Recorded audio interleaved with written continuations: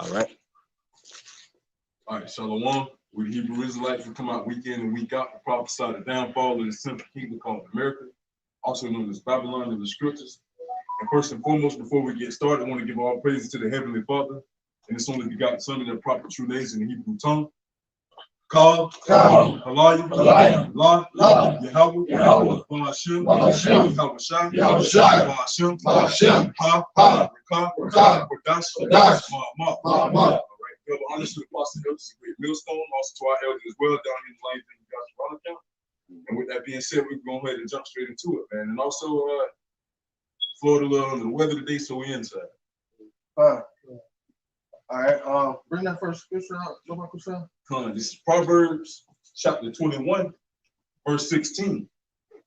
It says, "The man that wandereth out of the way of understanding shall remain in the congregation of the dead." All right, so now, at one point in time, we fell. What did Paul say? That day shall not come, except it be the great falling away first, and the man of sin being revealed. All right, so that great falling away happened in 70 AD, and we were discontinued from our heritage. So we were all that in a dead state at one point in time. But some are going to wake up to everlasting life, and others going to wake up to everlasting contempt. All right, so you got 2/3 of our people that remain in that dead state that have no life in them. Because why? Because they chose to make a covenant with death and with sin. And who was the man of sin? Esau. So basically, they're bound to their sins, following the man of perdition, the man of sin, being Esau. So, but the elect of Israel are going to be brought out of that through the knowledge, wisdom, and understanding, and it's going to be made manifest through the doctrine, through the spirit of them that are of the elect. That next scripture, Baba Kushan. Yeah, do it. Go. Yeah, read that again. Because Proverbs chapter 21, verse 16, it says, "The man that wandereth out of the way of understanding shall remain in the congregation of the dead. He that loveth pleasure shall be a poor man. He that loveth wine and oil shall not be rich." All right. So now he that loveth pleasure shall be a poor man. All right. Scripture say, "I know that tribulation and poverty, but thou art rich." So if you love the occasion of the flesh, or if you love unrighteousness, you're going to be poor in the spirit, and you're going to remain in the congregation to the dead. And that's going to lead you ultimately to your destruction. All right. Somebody get Romans chapter 8, verse 19. This is Romans chapter 8, verse 19. It says, "For the earnest expectation of the creature waited for the manifestation of the sons of Yahweh." All right, so what does it say? Romans 11:7. "What then? Israel have not obtained that which he's seeking for, but the election have obtained it. For the earnest expectation of the creature is waiting for the manifestation of the sons of Yahweh." Who are the sons of Yahweh? He's going to be his elect. That have that bear that spirit, bearing the Urim and the Thummim, that were brought out of that darkness, all right, into the light of Yahweh by Shem Yahweh Shai. All right, keep going. "For the creature was made subject to vanity, not willingly, but by reason of him who hath subjected the same in hope." All right, so Yahweh by Shem Yahweh Shai have subjected that same in hope. All right, put it in a hopeful status. We have to hope for the deliverance of Yahweh by Shem Yahweh Shai. But 2/3 of our nation are going to hope in vanities and hope in falsehood, and that's going to ultimately lead them to the destruction. Man. So you're witnessing through the sifting process that Yahweh by Shem Yahweh Shai is manifesting who his chosen are, because they're going to bear that spirit. All right, you shall know a tree by its fruits. All right, and what does the scripture say? You are the father of the devil, and the works of your father you will do. So they made a covenant with death, and ultimately, sin is going to be to the destruction. Is that saying that the elect don't sin? No. What they're saying is that the elect have a covering of Yahweh by Shem Yahweh Shai, and not a covering of these nations. So if you're covered with Yahweh Shai, the blood of Yahweh Shai, you're exempt from that judgment. But if you're not, all right, you're gonna be holding into that dead state all the way until the point of destruction. Somebody get 2 Peter 2:9 real quick. I'm probably some precepts. All right, come. 2 Peter 2:9. Come. All right, this is 2 Peter 2:9. It says, "The Lord knows how to deliver the godly out of temptation, and to reserve the unjust unto the day of judgment to be punished." All right, so now those that are subject to sin, they're going to be reserved to the day of judgment to be punished. But the Lord said, Read that again, Baba Kushan. It says the Lord knows how to deliver the godly out of temptation Mm-hmm. and to reserve the unjust until the day of judgment to be punished. All right, so to reserve the unjust to the day of judgment to be punished. But he knows how to take deliver the godly out of temptation. All right, he took away the occasion of the flesh from us and ordered us to operate according to the spirit. So therefore, that's where that exemption from judgment comes in. All right, having that bearing that spirit of Yahweh by Shem Yahushua which will cause you to walk away from the occasion of the flesh and walk according to the spirit, because it's a spiritual warfare that we're fighting right now.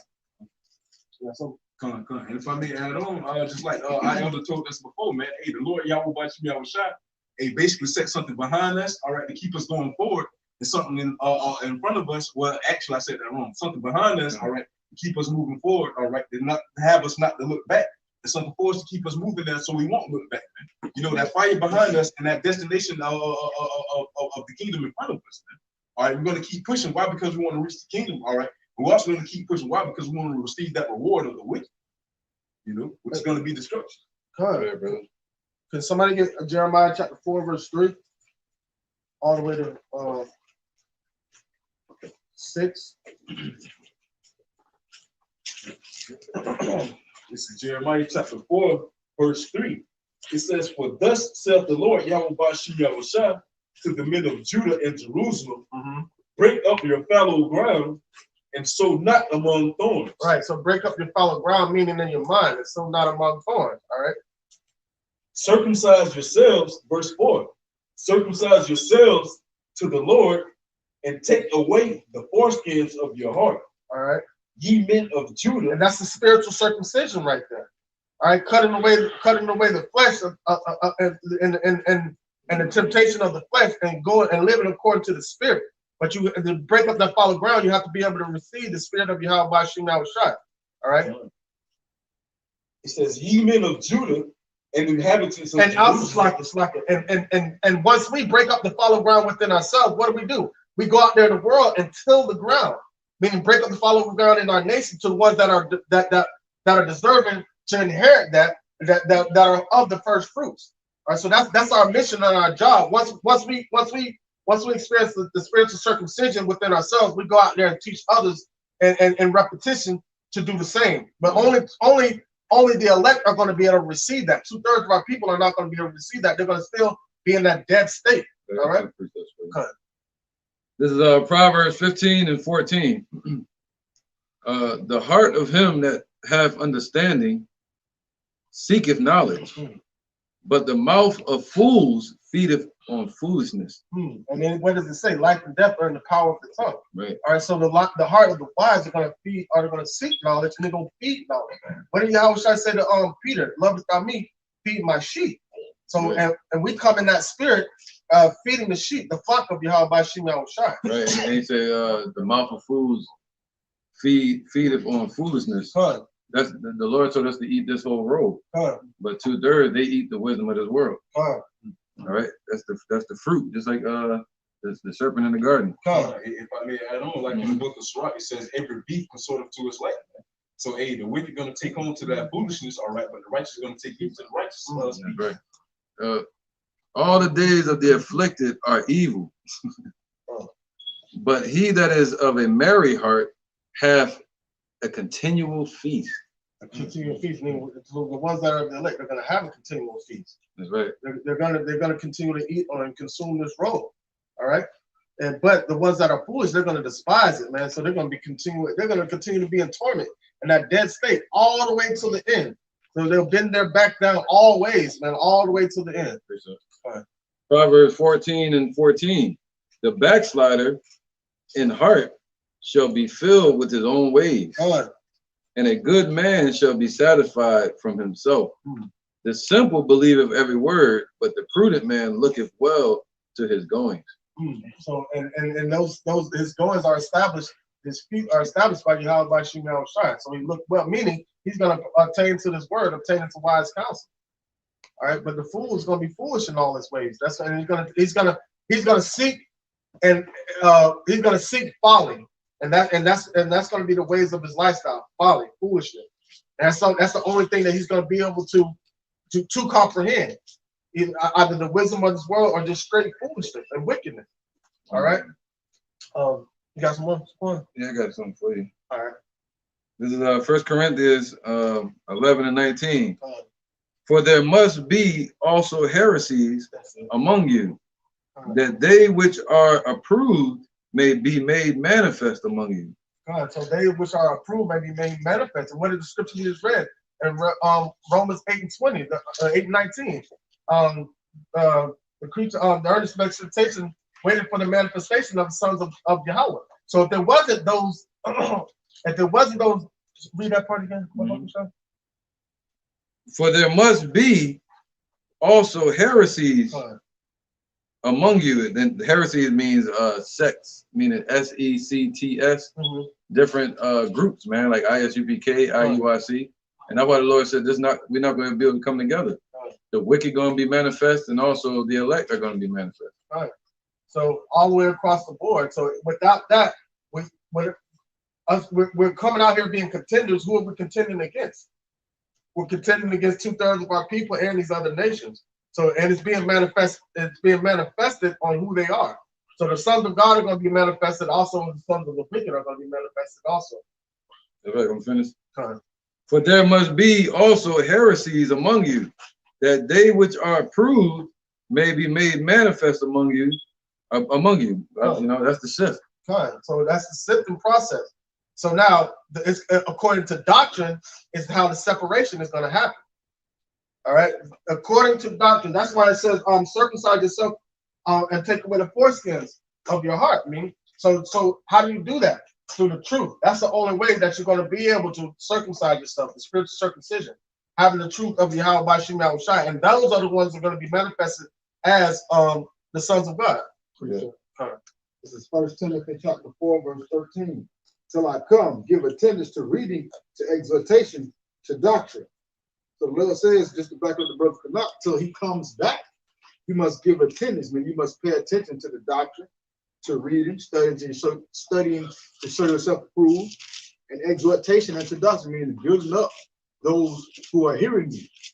You know, and also staying according to the doctrine, staying according or sticking to the script, building upon the foundation, following the instructions of Yahweh Yahushua, and watching the prophets. Definitely watching the prophets. You go back to that Jeremiah chapter 4, verse 4.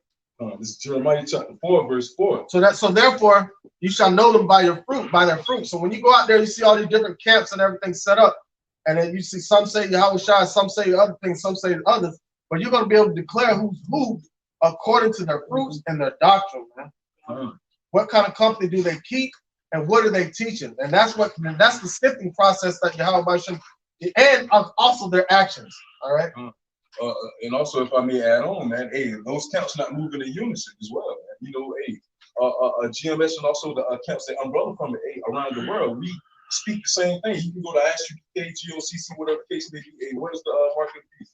Each and every single last one of them is gonna have different answers, man. You know, we move under one spirit, you know, so we're gonna have the same speech all the way through. All right, this is Jeremiah chapter 4, verse 4. It says, circumcise yourselves to the Lord, Yahweh Bashim Yahushai, and take away the foreskins of your heart, ye men of Judah, and inhabitants of Jerusalem. Lest my fury come forth like fire, and burn that none can quench it, because of the evil of your doings. Keep going. Declare, verse 5, declare ye in Judah and publish in Jerusalem. So we're supposed to be out there teaching. All right. Declare ye in Judah and publish in Jerusalem. Revelations 12 and 11. And they overcame him by the blood of the Lamb and by the word of their testimony. And they loved not their lives unto death. All right. So and we overcame because the blood of the Lamb got this crucifixion of Yahweh Shai for the atonement of our sins, man. And we carried on throughout that spirit, teaching and declaring it to what? Judah and Jerusalem, man, teaching and fishing for the elect. All right, and loved not our lives, meaning became dead to this world and continued in the faith of Yahweh Bashim Yahushai. Got one more for you. It's all about the testimony, man. All right. Verse Matthew 12 and 36. But I say unto you that every idle word that men shall speak, they shall give account thereof in the day of judgment. For by thy words thou shalt be justified, and by thy words thou shalt be condemned. And that's just it, clean cut to the point. Because when by thy words, man, listen. Somebody get Proverbs 18 and 21 real quick. If I may add on too, man, hey, that showed you.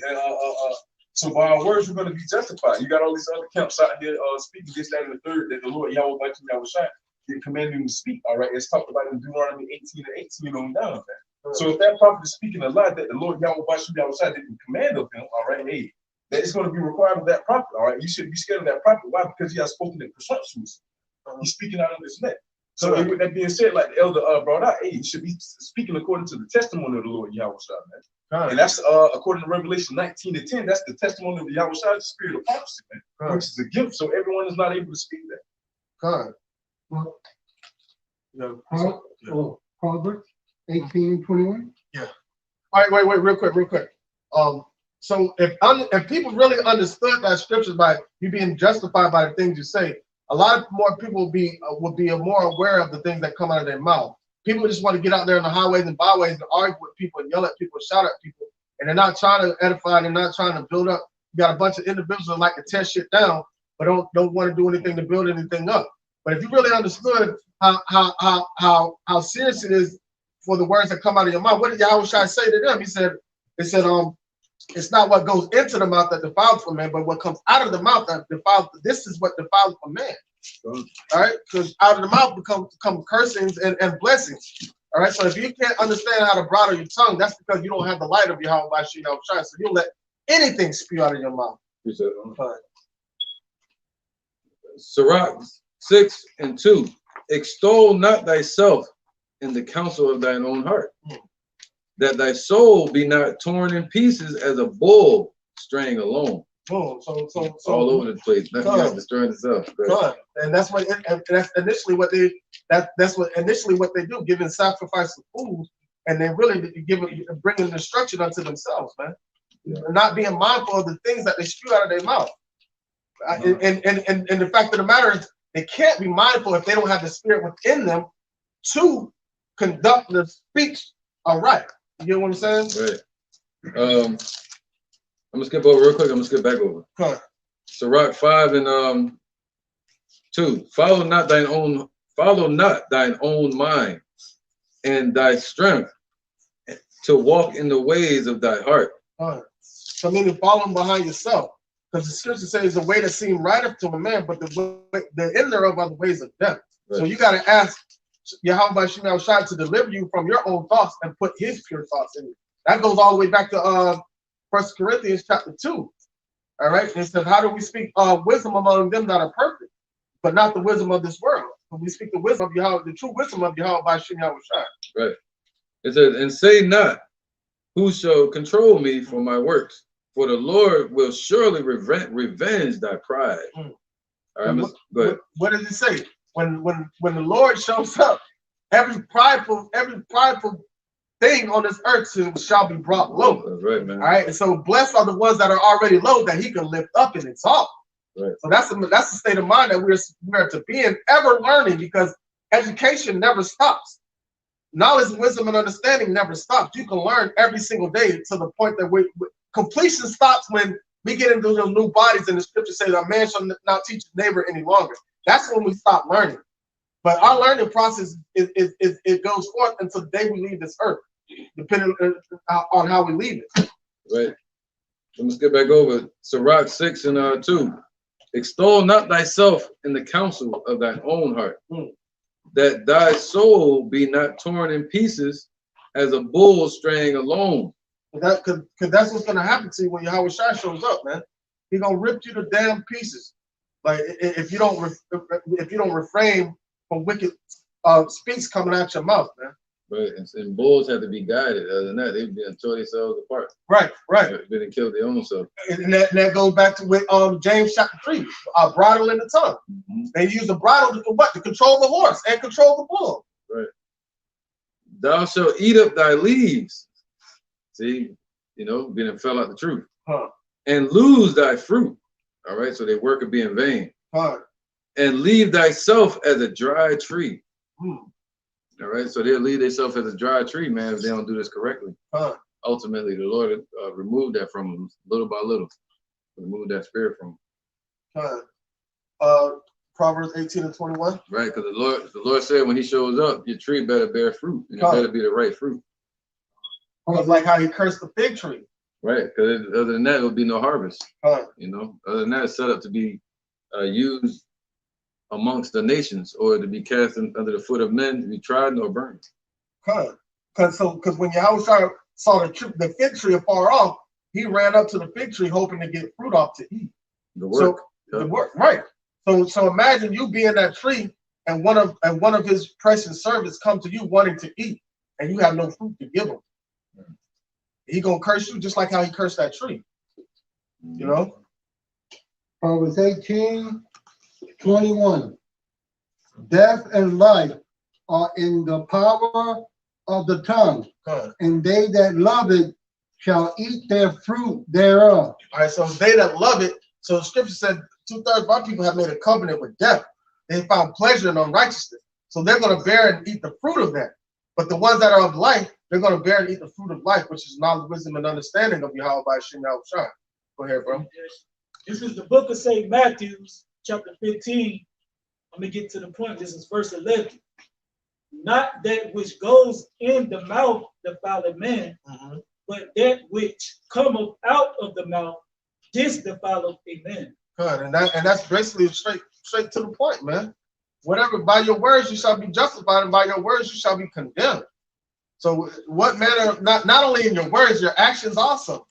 So don't be found out here being a hypocrite, saying one thing out in the streets, and then coming and when you're behind closed doors, you teaching another thing. Just like how our 2/3 of our people were in the wilderness. They were coming out of their tents, talking about they with Moses and they praised Yahweh by Shem Yahushua, but they were going in their tents and worshiping idols. You know? All right, so back to that Jeremiah chapter 4. This is Jeremiah chapter 4, verse 4. It says, circumcise yourselves to the Lord Yahweh by Shem Yahushua, and take away the foreskins of your heart. And so that's totally yielding yourself to Yahweh by Shem Yahushua. And not and cutting away the flesh of sin, cutting away sin and yielding to Yahweh by Shem Yahushua. Got an interjection? All right. This is the book of Romans, chapter 6, verse 23. For the wages of sin is death, but the gift of Yahweh is eternal life. Boom, and that's it. The wages of sin is death. And our people, 2/3 of our people are going to stay in that dead state all the way to the end. They're going to bend their backs down always, man, until Yahweh by Shem Yahushua destroy this place. And that's ultimately their reward. But the Lord's still going to have mercy upon them because they're going to be born into the kingdom. They just won't get salvation. All right? Go ahead. Verse 4, it says, ye men of Judah, of Jeremiah chapter 4, ye men of Judah and inhabitants of Jerusalem, lest my fury come forth like fire and burn that none can quench it, because of the evil of your doings, declare ye in Judah and publish in Jerusalem. Say, blow ye the trumpet in the land, cry, gather together and say, assemble yourselves, and let us go into the defense cities. And that's what we cry out to the elect, and that's what the elect are saying.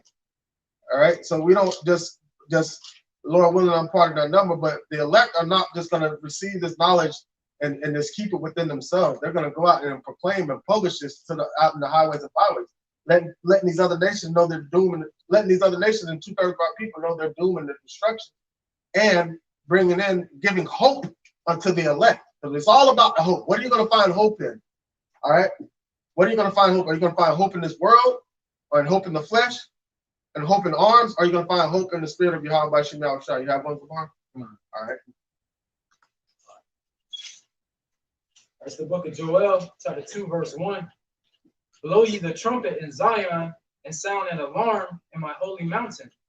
Let all the inhabitants of the land tremble, for the day of the Lord cometh, for it is nigh at hand. All right, so the ones that are trembling right now are the ones that are blowing the trumpet.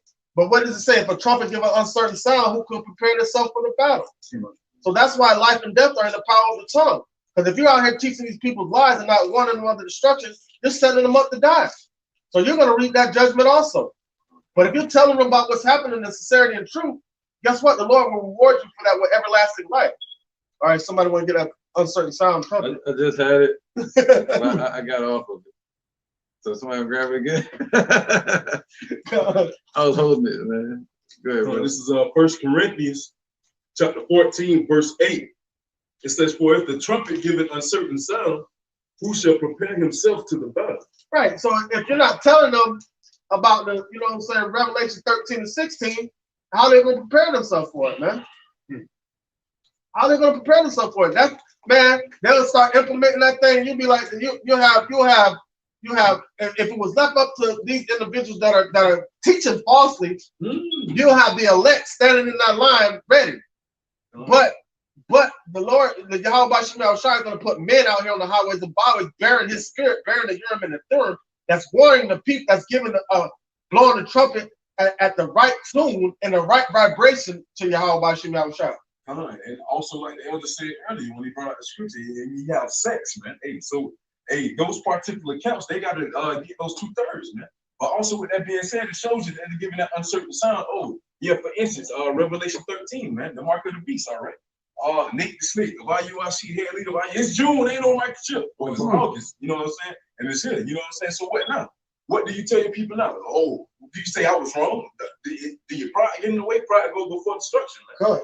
And it says break up that fallen ground and sow not among thorns.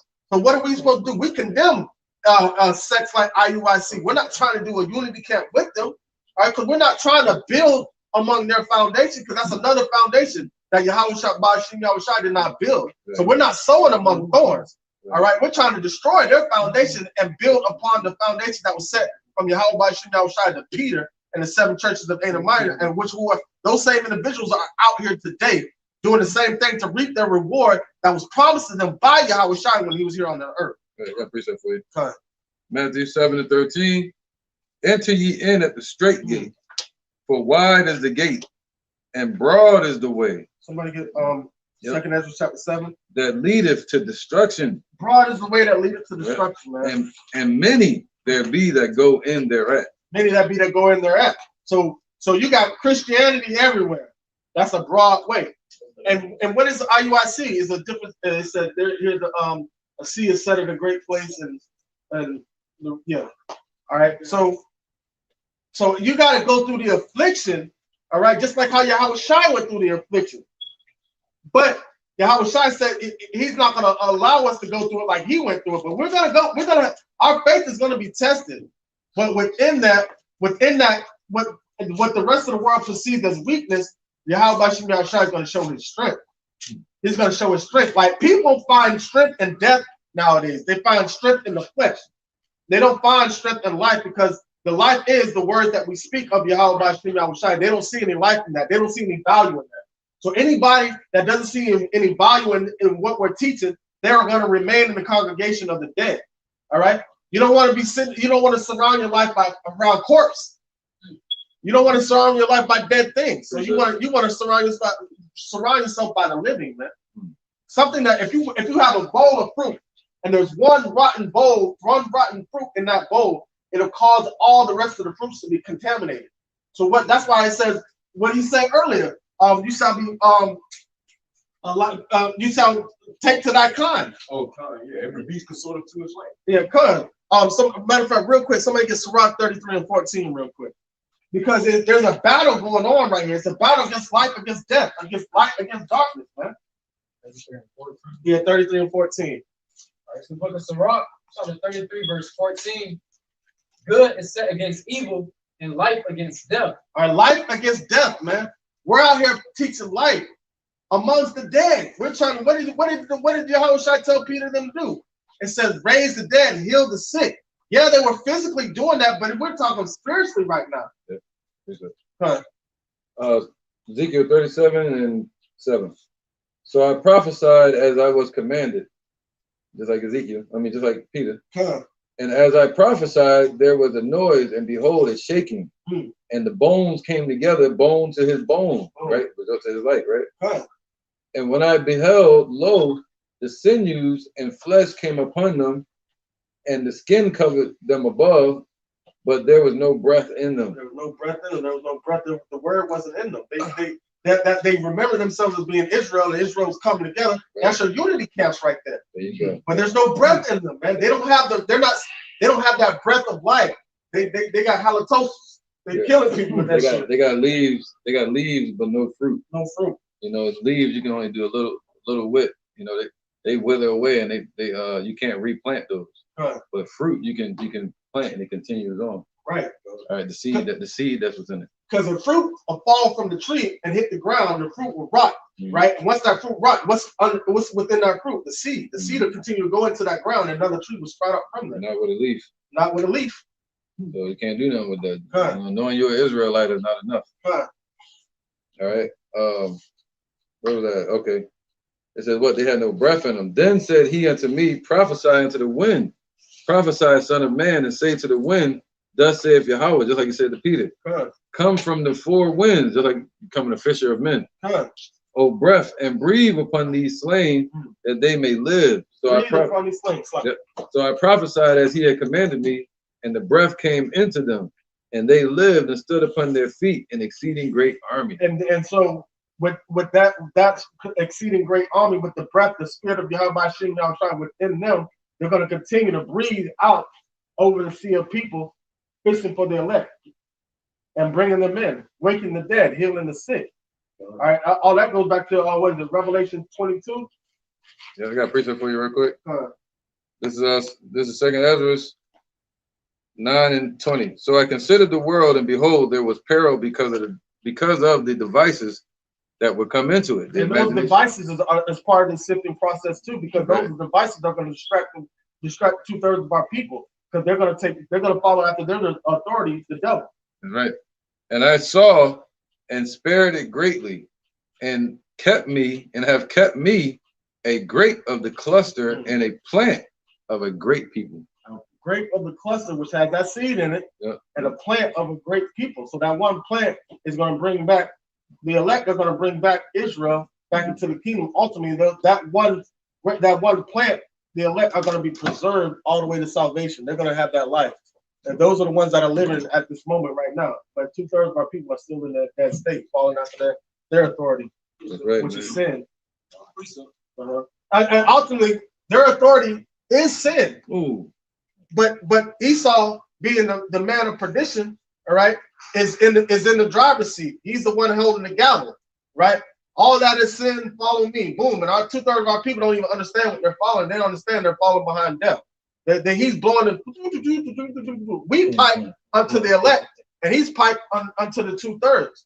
All right, like, and what does it say? Who will pity a charmer?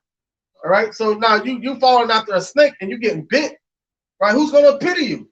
Because guess what? The Yahweh Shem Yahushua gave you water from his elect, but 2/3 of our people choose not to listen. Somebody had to. Oh no, you got somebody had to. All right. This is the book of Sirach, chapter 34, verse 13. It says, "The spirit of those that fear the Lord shall live, for their hope is in Him that saveth them." Come on, keep on. It says, so what did it say? Something real quick. Hold that right there. It's all about hope. What do you find hope in? Somebody go back to Romans 8 and 20 real quick. And start at 19 again, because it's what Yahweh Shem Yahushua is doing. He set the playing field, right? So now he has everybody on the playing field, and he put it and he made it the way we have to judge it according to spirit. But at the end of the day, he's showing the manifested to the world who are the righteous and who are the wicked. Who are the righteous, who are the wicked. So bring it up. This is the book of Romans, chapter 8, verse 19. For the earnest expectation of the creature waiting for the manifestation of the sons of God. So we're waiting on to see who the sons of God are. But the Most High is trying to show us how you're going to find them. Go ahead. For the creature was made subject to vanity, not willingly, but by reason of him who have subjected the same in hope. So sin came into play, wickedness came into play, right? Not just to destroy us, but it was to correct us. Now he's showing the separation from light and darkness, death and light. All right? But only the ones that are of the light are going to understand it. Keep going. Because the creature itself also shall be delivered from the bondage of corruption. What is the bondage of corruption? It's sin, man. So we're going to be delivered from sin. We're going to be delivered from death through the Spirit of Yahweh B'Shem Yahushua. And while we're being delivered, he's going to be it's going to be made manifest who his sons are. Go ahead. Into the glorious liberty of the children of God. And that's liberty. That's freedom. Free from sin. That's what you want. Now, you don't want freedom to do what Esau doing. BLM, Baal, Lucifer, Molech. That's what they want. Freedom. They want freedom to sin. They want freedom to live wild like Esau, man. Interjection real quick. Proverbs 16 and 17. The highway of the upright is to depart from evil, and he that keepeth his way preserveth his soul. Preserves his soul, man. Ultimately, you want to know what's going to happen to your soul when that time comes. When you got, it said, we all must stand in front of this judgment seat of Yahushua, and it shall be declared unto, and we shall be judged according to thy works, man. All right. So, what works are you partaking in when you're on this earth? Was that it in Romans, Kabar? All right. So back to that other one. Yeah, All right. Sirach, 34. Get the point back. All right, this is Sirach, the book of Sirach 34 and 13. The spirit of those that fear the Lord shall live, for their hope is in him that saveth them. And that's what I hope. I hope it's not in the flesh. I hope it's not in the arms of man. I hope it's in Yahweh B'Shem Yahushua. Go ahead. All right, man. I got a couple for you though. We can bounce back and forth. Proverbs 18 and I'll start from 1. All right. Through desire, a man having separated himself, seeketh and intermeddleth with all wisdom. A fool have no delight in understanding, but that his heart may discover itself. That's like polite. Just sitting around figuring out his own shit, thinking through his own brain. Doing this, what you call that? When you steal some plagiarism. He'll go on Google and steal a bunch of people's work. And plagiarize it and put it in a book and say, hey, I came out with a new book. Just because he put all the work together, like different people's stuff, and put it in one book. Now it's his book. Yep, so that's what. It says, but that his heart may discover itself, man. All right? So he has hope within himself. Being led by their own understanding. Being led by their own understanding. When the wicked cometh, then cometh also contempt, and with ignominy reproach. The words of a man's mouth are as deep waters, and the well spring of wisdom as a flowing brook. That's that water river, that river that's flowing from Yahweh. Yeah, that's Yahweh side Revelation 22. Yeah. Yep. It is not good to accept the person of the wicked, to overthrow the righteous in judgment. A fool, and that's what you kind of seeing right here on this earth right now. You're seeing, because the scripture says, woe to them that declare evil good and good evil. Yep. All right, and they're trying to set the face of evil to be good and the face of good to be evil. That's why they look at us and say we're a hate group and all this kind of different bullshit about us, because everyone that is in darkness hated the light.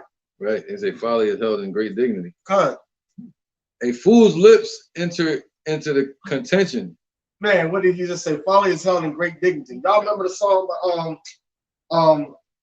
Whitney Houston? You can't take away my dignity, so you're not gonna be able to take away this wickedness from these people. They're gonna hold on to that to the ending, to the end. And it's so crazy. How about Shem Yahushua? So man, he's the king of terrors. He's gonna hold them in that demonic, tormented mindset all the way to the end. They're gonna see destruction coming. They're still gonna be in denial. They're still gonna hold on to their wickedness all the way till Yahushua shows up. Right. A fool's lips enter into contention, and his mouth calleth for strokes. A fool's mouth is his destruction, and his lips are the snares of his soul. Snares, traps. Right. Talking all this trash out here today. False doctrines. So that's what's gonna lead them to the destruction. The Lord's gonna hold them into that mindset all the way to the end, man. Right. And when Yahushua show up, that's when their eyes are gonna be open. They're gonna be like, okay, I fucked up. Proverbs 16 and 1. The preparations of the heart in man, and the answer of the tongue is from the Lord. Predestination. All the ways of man are clean in his own eyes. That was just it. Just like IUIC think they right, GOCC think they right, but I don't know how to. Man, listen, after seeing they live the other day with that, yeah, man, that dude right there, man. But mine just said the preparations of the heart are set up by the Most High. So the Lord got them in that derision. When you say if a prophet can be deceived, I the Lord have deceived that prophet. That's right. The deceiver and the deceived are his. That's right. All the ways of a man are clean in his own eyes, but the Lord weigheth the spirits. Commit thy works unto him, unto the Lord, and thy thoughts shall be established, man. So if you're committing your works unto the world is going to establish your thoughts. Ultimately, it comes from Yahweh Shem Shai, but he's going to turn you over to the world. What did Paul say? We have not received the spirit of this world. Right. And if you join to it, check this out. Verse 4, chapter 16 and 4. The Lord have made all things for himself, yea, even the wicked for the day of evil. Everyone that is proud in heart is an abomination to the Lord. Though hand joined in hand, he shall not be unpunished. The wicked shall not be unpunished, man. It don't matter. You can hold hands with the wicked, and you can perceive yourself to be righteous with all that church going stuff. That's right. The saved and sanctified, and when you hear the gospel and all that shit, the gospel is what's gonna destroy you. Right. All right, one more. By mercy and truth, iniquity is purged. And by the fear of the Lord, men depart from evil. That's the only way you can depart from it. That's the only way you're going to depart from it, because they don't fear the Lord, man. They don't fear the Lord. Go ahead, Shlaki. This is Isaiah 55 and 6. It says, seek ye the Lord while he may be found. Call ye upon him while he is near. Because you're going to draw back his word, and you ain't going to be able to find it. Only thing you're going to find is just ass whoopings everywhere you turn, and torment and fear. You right, darkness. Darkness. Yeah. And if I may add on, scripture also says, those that name the name of the Lord, let them depart from iniquity. So shit, they can't depart from it, point blank period. If you're not calling on the true name of the Lord. Man. Right. Go ahead, bro. All right, real quick interjection. So at a young age, as parents, or when we were kids, our parents used to always tell us not to be afraid of the dark. But if you really think about it, you should be afraid of the dark. You shouldn't want to be in darkness. You should always want to have light around. All right, I know from a carnal sense, they tell you not to be afraid of what's in the dark, but you should be, because you should be that light. You know what I'm saying? And so we should teach our children. It's just little simple things that we don't teach our children that'll set them up to be in proper order to learn from Yahweh Shem Shai. And ultimately, he said, wait on thy ministry, and the Lord's going to open up the minds of the ones that's supposed to be open. But it's just like as little situations that we don't teach our children. Tell them to be the light that's within the darkness, because that's what we're telling us, being the children of Yahweh Shem Shai. That's what Yahweh Shem Shai is telling us today. Don't be afraid of the darkness. Be the light that's within the darkness. Right, go ahead. This is verse 7 of Isaiah 55. It says, let the wicked forsake his way, and the unrighteous man his thoughts, because the thoughts is deceitful above all things. It says, and let him return to the Lord, and he will have mercy upon him, and to our Father, Yahweh Shem Shai. It says, for he will abundantly pardon him. So we turn back to our Father and the Son, Yahweh Shem Shai, man, wholeheartedly, you know what I'm saying, and fall back from this world, man, because this world is going to lead you to straight destruction, man. You know, he said he'll give you pardon, he'll give you mercy. You know what I'm saying? He will take away those abundant sins that you have, man. And think about this, okay? Because the Lord is bringing destruction. So now we were talking earlier about the earthquake in Haiti, saying there was 29 died, but now the death total went up to 227. That was fast. That was fast, because it just happened last night, and they were just still counting bodies and stuff. But now the count is 227 people, and they're still looking. They're still doing body count on a 7.2 magnitude earthquake that happened. The last one. All right. That Jeremiah 4 and 5. This is Jeremiah chapter 4, verse 5. Declare ye in Judah and publish in Jerusalem, and say, blow ye the trumpet in the land. And publish in Judah, right? So what do you do when you publish something? You put it out there. You put it out there for it to be read. All right, that's why we do the videos. Because check this out, the internet never stops. So while we're at home sleeping and everything like that, what happens? Like at any given time, somebody could go click on one of our videos and get edified. So that's why you got to be mindful for the things that you're putting out there, because it don't shut down until Yahweh Shem Yahushua wants to shut down. All right. Cry, gather together and say, assemble yourselves and let us go into the defense cities. Set up standards against slacking. Set up the standards toward Zion. And that standard is Yahweh Shai. All right, that we set up in Zion. Go ahead. Is that retiring? It says Retire. Yeah. Retire, stay not, for I will bring evil from the north and the great destruction. All right, so now that's what Yahweh Shem Yahushua, he's bringing destruction on this place, man. So you have to set yourself up in the mercies of Yahweh Shem Yahushua, turning away from the flesh and turning away from death and turning into righteousness, man. All right. Somebody. Okay, go. With the standard. Come. Isaiah 13 and 2. Lift ye up a banner upon the high mountain. Exalt the voice unto them. Shake the hand that they may go into the gates of the nobles. All right, and you see us going all the way up into the gates of the nobles, man. We're going all the way. We're going all the way from on the highways and byways, all the way up into Congress, all the way up into the entertainment industry. You're going to hear about the word of Yahweh Shem Yahushua everywhere. That's why the standard has to be lifted up. So just imagine if you're in the gates of the nobles, but you're speaking damnable heresy. You don't even know what you're talking about. That was just a waste of damn time. But you sounded just like the wicked. What the leader of some Israelite group, he said, it's bigger than the Most High. Yeah, that was damn Cesaria. Crunch, yeah. Captain Crunch.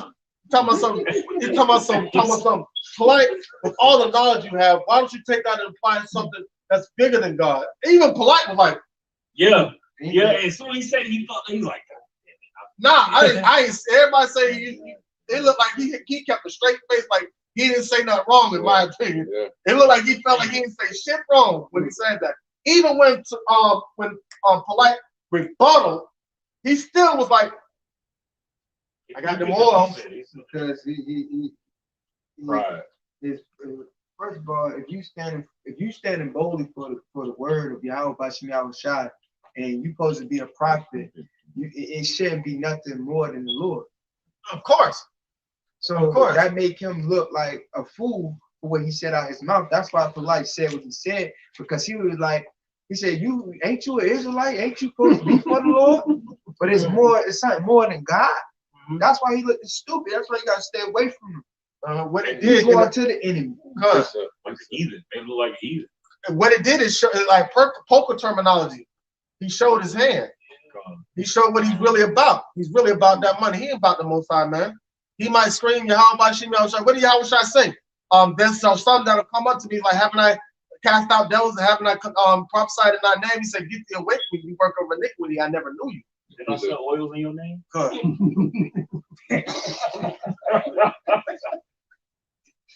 Damn.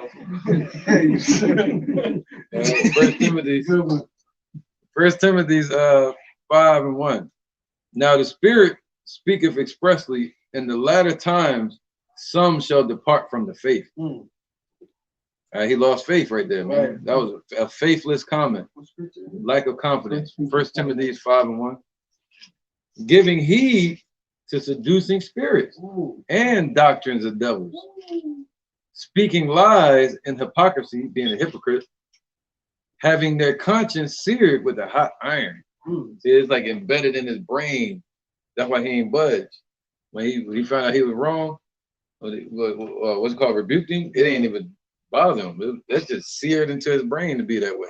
Branded. Yeah, right. Brought out scripture, life and death and the power of the tongue. He's like to take account for that. He's like to stand before Yahweh Yahushua, and he gonna repeat those words and say, so you said this on this day at this time. Right, we're talking about the Zariac.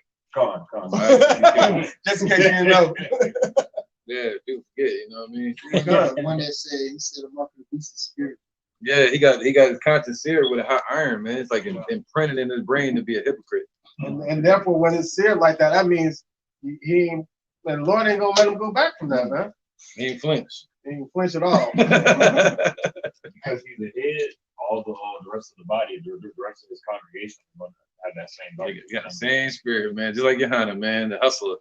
Son, I still remember Johanna back in the day with that rayon shirt on, the butterfly collar and shit, selling books online, talking about the mark of the beast in it. He was like, buy my books, man. I got all these books. And he was selling. He said, this book right here got the mark of the beast. You can read about it. Illuminati. He had the glasses on and shit, had the edge up, and he had a rayon silk shirt on. And he was selling Illuminati books. And now he's just like, nah, it ain't the mark of the beast. But hey, you know. I got a piece of No, I have one first. This is Sirach 19 and 22. The knowledge of wickedness is not wisdom, neither at any time the counsel of sinners prudence. So having this worldly knowledge or knowledge of wickedness, meaning you walking around thinking that you know everything and you misquoting the scriptures, or you referring back to the counsel of sinners, meaning counsel of transgressions. Well, the knowledge of wickedness is not knowledge. It's not going to help you. You're not going to benefit spiritually from it. Neither will you learn anything from the counsel of sinners, or i.e. transgressors. You're not going to be able to get anything from them. The only thing you will get from that is darkness, spiritual death, and eventually physical death. Well, this is first John chapter 2 verse 19. Go with they that departed from the faith. It says they went out from us, but they were not of us. For if they had been of us, they would no doubt have continued with us. But they went out that they might be made manifest that they were not all of us. So I just brought that out, just going on to Zariah. You know, pretty much he's not really in the faith. He's not really in the faith because, you know what I'm saying, for him to say it's things more than the Lord is don't add up at all, because you're supposed to be a man that supposed to be a defense of the gospel, and that's what you do. But you're not doing that. You're going around sitting around Egyptologists. And that's the sifting process that's going. Yahweh Shemel Shai exposing who the wicked are. Somebody bring out Sirach 33 and 14 one more again. For the listeners too, y'all, we gotta speak up. This is Sirach 33 and 14. Good is set against evil, and life against death. So is the godly against the sinner, and the sinner against the godly. And the Lord is exposing who those are, man. That He's exposing who those are through the words that they speak out of their mouth, man. It don't matter about the apparel that they got on and all, and then the words that they're speaking out of their mouth, and that action, the Lord is exposing all that to let you know who's on His side and who's on the other side.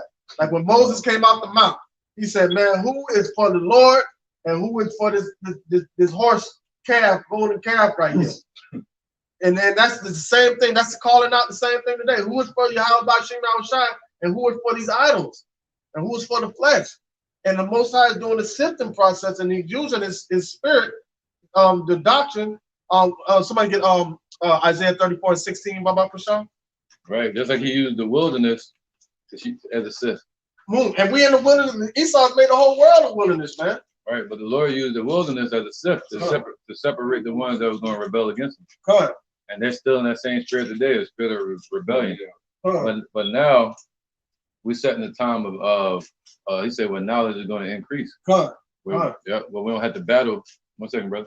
When we have to battle physically, it's just everything is dealing with intellect. All right, so that's why He said, we wrestle not against flesh and blood, but spiritual wickedness in high level places. Yeah, somebody bring it up. This is Isaiah chapter 33. 34 verse 34. So like, yeah. This is Isaiah chapter 34, verse 16. Seek ye out of the book of the Lord and read. No one of these shall fail. None shall want her mate. So His word is not going to return unto Him void, man. Everything that's spoken in His book is going to come to pass, and it has came to pass, man. And we're waiting for a few more prophecies before us to get out of here. We're that close to where the sifting process is getting there. You're gonna see it even, man. Listen, all these people that are out here, all these computers and all these YouTubes trying to hide their wickedness, man, the Lord's you're gonna see some radical shit happen to these motherfuckers to where like it's gonna be prominently known. Oh yeah, you wicked. You trying to hide it, but the Lord done pull that wickedness up out you, man. Because anybody that has hatred towards the Lord, it just takes the right opportunity for it to be exposed. So therefore, if you're for the Lord, they're going to hate you too. All right, go ahead. From my mouth it hath commanded, and his spirit it hath gathered them. All right, and that's why Zaquan said, knowledge shall be increased. All right, they're increasing in their technology and their carnal knowledge, and we're increasing in the spirit of Yahweh Shem Shai. Right. And our wisdom over trumps theirs. Right, and that's how the battle changed. And the sift has changed. The Lord using wisdom. That's how we're able to tell who's who now. Just like in the wilderness, now in this time, in Babylon, what frees us from confusion is the truth. So anybody that's bound to this place, Babylon, they're stuck in that confusion. Yeah. So the Lord using wisdom, using knowledge to do the separation, man. Can somebody give me Daniel chapter 12, verse 10?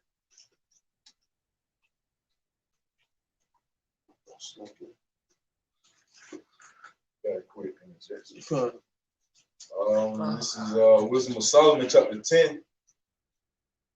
I'm gonna start at verse 8.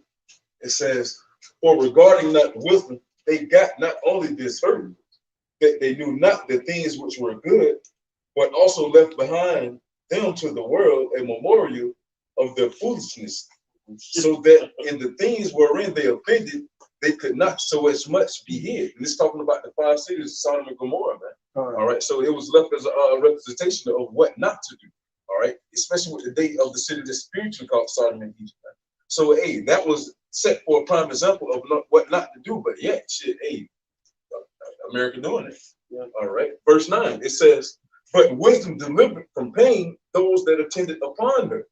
When the righteous fled from his brother's wrath, she guided him in right path, showed him the kingdom of the Most High, and gave him knowledge of holy things, made him rich in his travails, and multiplied the fruit of his labors." And that's pretty much all the things that we're talking about, by taking heed to the knowledge and wisdom of the Lord, Yahweh Bashem Yahweh Shai, man. Like scripture today, Isaiah 33:6, "Knowledge and wisdom shall be the stability of thy time." All right, not the knowledge and wisdom of this world, but the knowledge and wisdom of the Lord, Yahweh Bashem Yahweh Shai, man. So by taking heed to the knowledge and wisdom of the Lord, hey, it's going to differentiate, separate you from the wicked, man. So that's how we're going to get delivered, all right? All right. This is Daniel 12 and 10. "Many shall be purified and made white and tried, but the wicked shall do wickedly, and none of the wicked shall understand, but the wise shall understand." All right, so none of the wicked are going to understand. They're going to be set in their own wicked ways. We got to understand we were all in a dead state at one point in time, but we were brought from the dead through the spirit of Yahweh Shem Shai. That's why it says, "Seek ye out of the book and read. None of these shall fail, none shall want a mate. But through his spirit he had drawn us." And what did Yahweh Shai say? "Can no man come to me unless my Father draw him?" So he's separating. That's the sifting process, man. He's drawing the ones that he set aside for his son. What did he tell? He said, they compass me about, they seek my life. But what did the Lord tell him? He said, "I have reserved 7,000 men that have not bowed their neck down to Baal." So now that completion of men are the elect that are not going to bow down. And this, once we awake, we're going to awake to everlasting life, man. Thus, those Lord went on part of that number, man. All right, that was it. Was somewhere with it? No, that was it. Somebody get Revelations 22 and 11. Because so the ones that were with Yahweh Shai at that time, they're back here today as believers and prophets to receive their reward. All right, so that's why if you were wicked back then with Yahweh Shai, you're not gonna be able to be righteous now. Oh, you cursed, you was against Yahweh Shai when he was on earth. Now you're gonna be for him now, and then you try to reap the election. No. The wicked shall do wickedly, and none of the wicked shall not understand. All right, bring it up. This is Revelation chapter 22, verse 11. "He that is unjust, let him be unjust still. And he which is filthy, let him be filthy still. And he that is righteous, let him be righteous still. And he that is holy, let him be holy still." And that's for these times right now, for us to receive that reward that Yahweh Shai told us that he's going to give unto us, man. Because what did he tell? He said, "There are some of you that are here that shall not taste of death until the Son of Man returns in his glory," man. But they all died at that time. So what is he talking about? He's talking about right now for them to reap that reward. And back then we understood reincarnation. You want me to keep going? Is there something on that? It's a little bit you talking about it right now. All right, come on. Verse 12, and behold, I come quickly, and my reward is with me to give every man according as his work shall be. So his reward is with them. New bodies for the elect, that where we won't sin no more and never be held in darkness, and destruction for the wicked. Bottom line. Come on. This is Ecclesiastes. I'll start from 12. 9 and 12. For man also knoweth not his time, as the fishes that are taken in an evil net, and as the birds that are caught in the snare, and Esau throwing out his net and his snare. So are the sons of men snared in an evil time when it falleth suddenly upon them. And if you're left in the darkness, it's going to fall upon you suddenly. And Yahweh Shem Shai showing up is going to fall upon you suddenly. What did Paul say in 1 Corinthians 5? He said, of that hour or time, I need not to write unto you. Meaning, it ain't going to overtake us as a thief in the night, because we're going to always remember the elect are going to always remain in the spirit until the day that Yahweh Shai shows up. Proverbs 1, 28. Actually 26. I will also laugh at your calamity. I will mock when your fear cometh. When your fear cometh as desolation, and your destruction cometh as a whirlwind. So when that destruction and the chariots show up, that's when the fear of the 2/3 of our nation are going to come upon them. But the elect are fearing right now. They're fearing Yahweh Shem Shai. That's what forces them to go out here on these highways and byways and do the work in sincerity and truth, and get on this internet and do the work in sincerity and truth, and exalt and be brotherly. All these things are done because of the fear of the Lord. You can tell when somebody all is moving around, acting all like this. You know, man, listen. Being an Israelite to some people is like a club, and they're looking for friends. But to the elect, they moving and not moving in haste as to being afraid of the destruction, moving in haste, fishing for the elect, doing this work, keeping their mind occupied in prophecy, always apt to teach. That's the spirit of the elect. That's showing the fear of the Lord. Yeah, I'll tell you this, man. Everybody should fear, because we'll die someday either way. You know, so we gotta be thankful that the Lord set it up this way, man. Because if not, we'll be judged with everybody else. So there should be some urgency in that, because if you look at the ways of, if you look at the Old Testament, you look at all the prophets of old, Isaiah, Jeremiah, Ezekiel, Amos, Habakkuk, whoever, all of them. They all gone. They all died after their job was up. All right, the Lord sent them for that time period when the northern kingdom fell and the southern kingdom fell. The Lord sent prophets in the midst of that for the judgment. After the judgment was done, He took them prophets off the earth. So the Lord is about to take us off this earth. You better pray that it's through deliverance. All right, so there should be some haste in that, man. Righteous haste, you know, because you got Jake. They talking about getting rich, like P. Diddy talking about something. I feel good, man. He trying to put that feeling of bliss out there, like he, being rich in this world, man, and the spirit of love. And he said everybody should get rich so they can leave something to their children. But I want to leave the kingdom. I want to be in the kingdom with my children. You know, I want to have to leave nothing to nobody. Yeah, right. Right. That sounds like stupid, like for real. That sounds like for real, like He's talking about death. He's talking about leaving. What? Yeah. You want to be here with them? What do you mean? Right, man. And that's carnal talking. That's wickedness talking, because the Lord promised us life. He promised to leave us stuff, give us stuff. Like, we ain't gonna have to leave nothing to our children, because our children are gonna inherit the kingdom through the first fruits. Lord willing, we're part of that number. Right, man. This life is vanity without the truth, man. You look at our grandparents, and then we saw our parents crying over their grandparents dying. Those tears went with our parents to the grave as well. So we would be next. And the same ones that didn't think they would go, they would die. Then our children will look at us crying over our parents. It's the same process over and over again, man. We got a chance for that to stop, man. Right. You know what I mean? That should be some urgency in that. Urgency in that. So imagine this. Oh, go ahead. Yeah. All right. So imagine this. Lord willing, Lord forbid this happens. Like, you know, I learned this from the elder, man. Like I tell my children, I tell my sons, I'm like, listen, the work that I'm doing unto now, the Lord take me off this earth, just know this. My job is complete. So therefore, we're even that closer to the kingdom. If you see any prophet leave this earth, guarantee a righteous prophet gonna be in them chariots and glorified in their new bodies, suiting up, getting ready to come down here and destroy this place, man. And so that's what we leave. If any of us have to leave this earth, that's what we leave behind to our children. We leave them hope, because the scripture says our works shall follow us. Right. So if you close your eyes and you're a righteous prophet in this time, when you open your eyes again, you're gonna see the kingdom.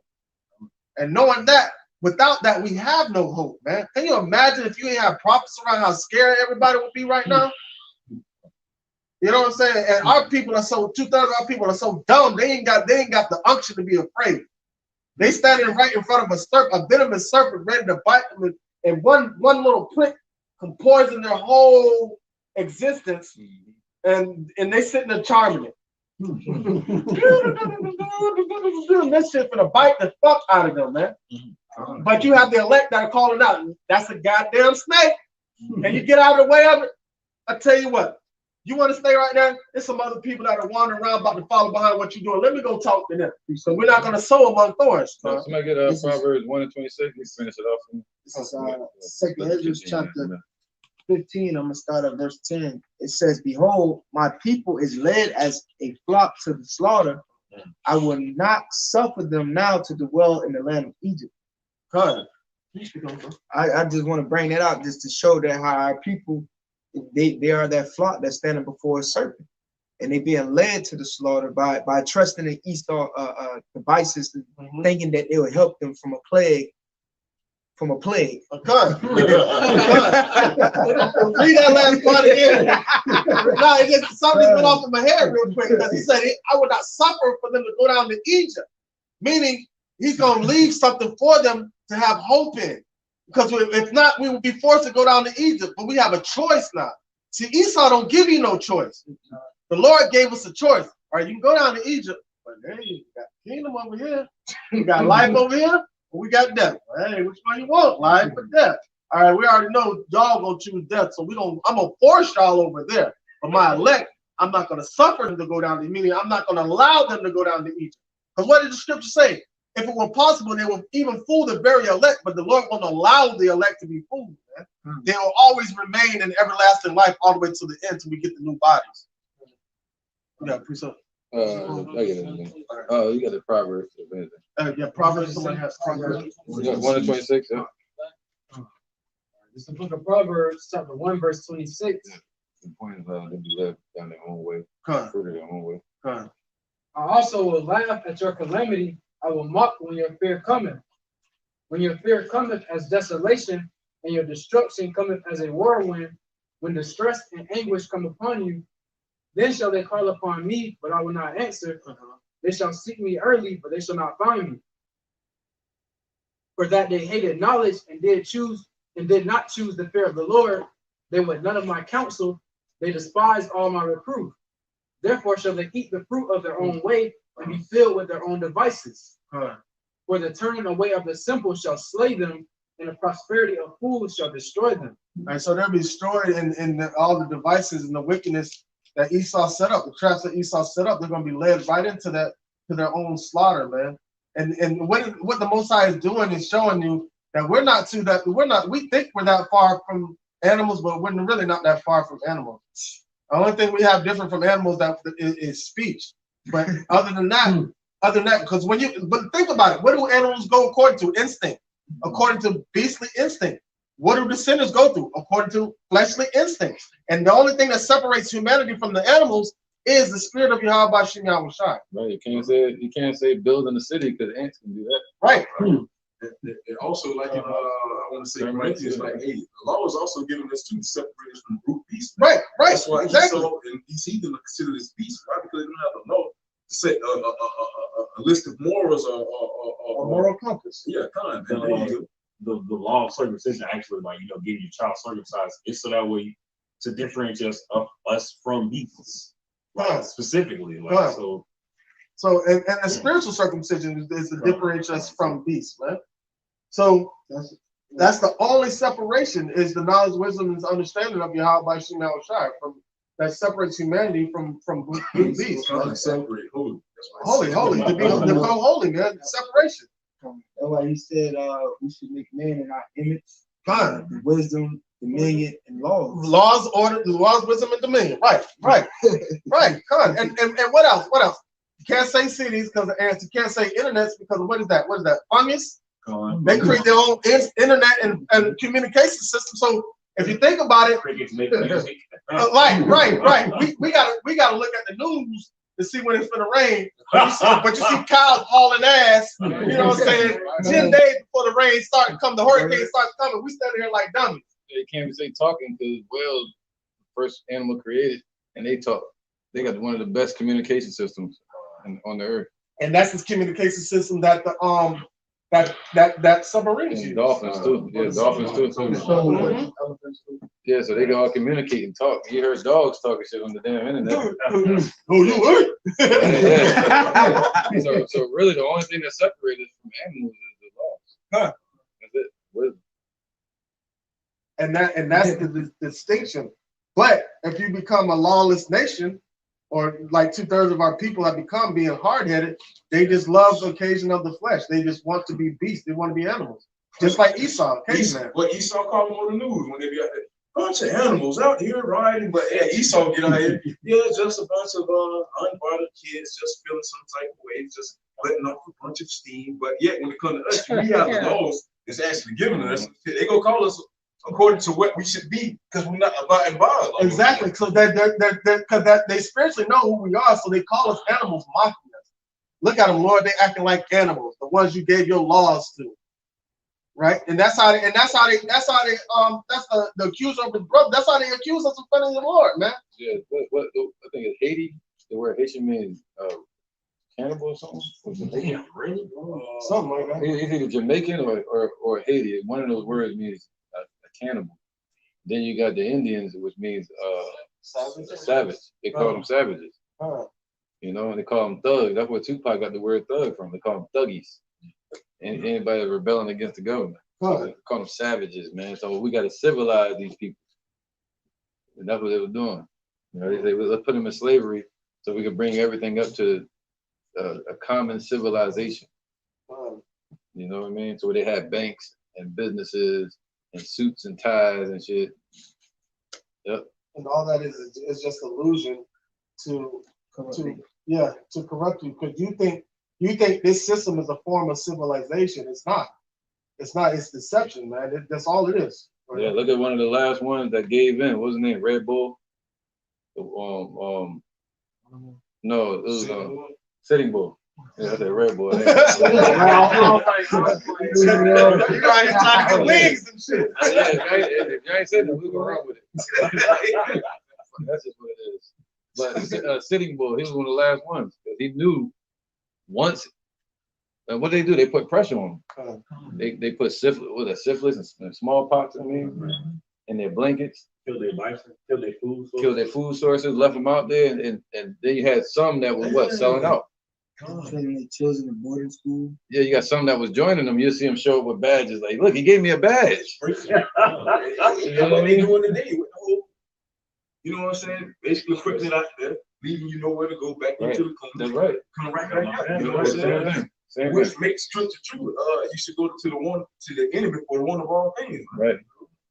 For those that's not covered by the Lord, you know, and that's when the medicine started. What you call Wounded Knee, that movie? Yeah.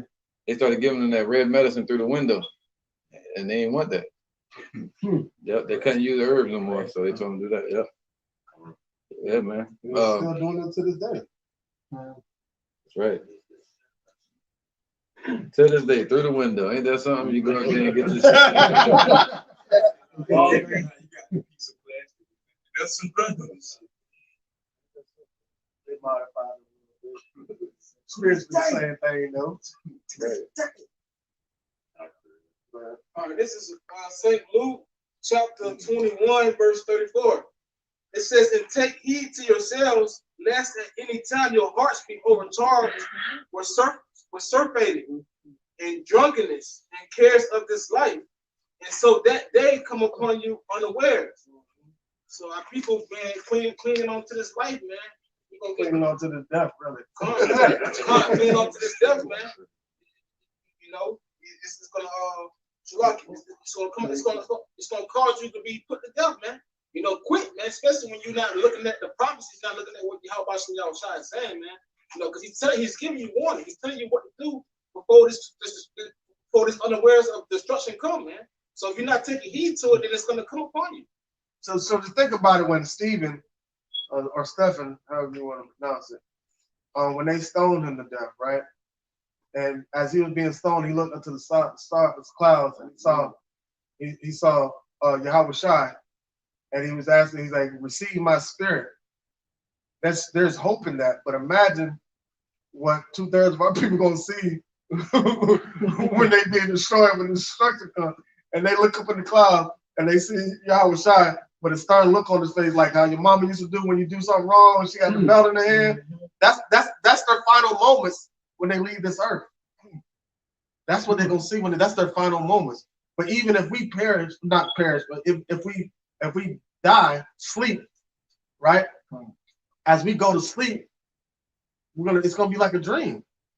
It's gonna be like a dream, and we're gonna wake up to righteousness. We ain't gonna see Esau running around rampant no more. We ain't gonna see none of that. So there's hope in that. X-Men Days of Futures Past at the ending, right when the Sentinels was getting ready to come in with Professor X and Magneto. They was about to blast them, and it was like a dream. It's like they went to sleep.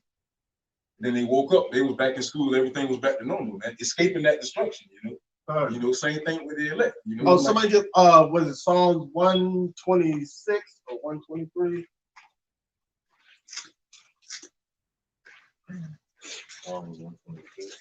126. It says, we were like them that had dreams. Yeah. 126 and 1. This is Psalms chapter 126, verse 1. It says, when the Lord Yahweh Shai turned again the captivity of Zion, we were like them that dream. Then was our mouth filled with laughter and our tongue with singing. Then said they among the heathen, the Lord Yahweh Shai have done great things for them. And we just waited on the manifestation of everything. When all that happened, we go like, what the fuck? What the hell? Edom? Babylon? The fuck?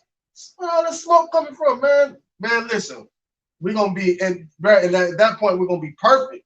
We ain't gotta have to worry about transgressing anymore. We ain't gotta worry about pissing Yahweh Shai off anymore. We ain't gotta worry about ever being in darkness again. We'll always be in the light, man, because Yahweh Shai will forever be with us, forever, bro. Will never depart from us, man. And that's beautiful, man. And that's the thing. We always taught to try to make our parents proud. You know what I'm saying? But we're gonna make Yahweh Shai proud, man. Proverbs 15 and 16.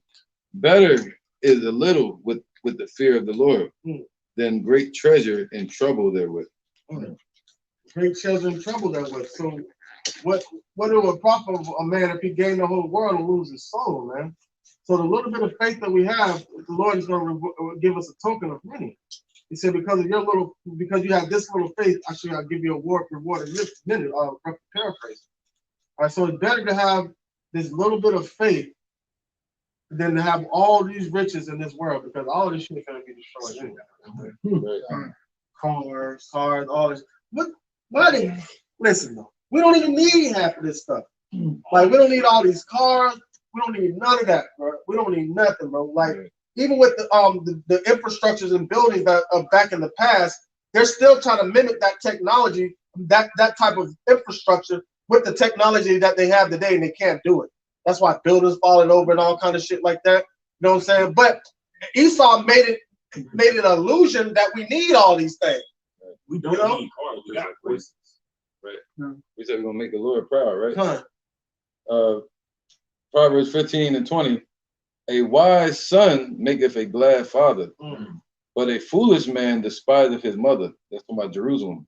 He despised the truth. Wisdom. Folly is joy to him that is destitute of wisdom. Ooh. So that's Esau right there. Yep, 2/3 as well. And 2/3 of our people falling behind them. Right. They love it. They love it. Living it up. YOLO. Yep. But a man of understanding walketh uprightly.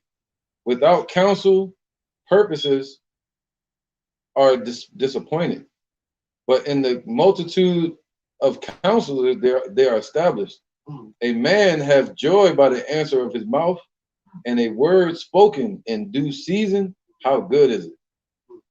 Excellent. So that word spoken in due season is right now. Yeah, still got people on there.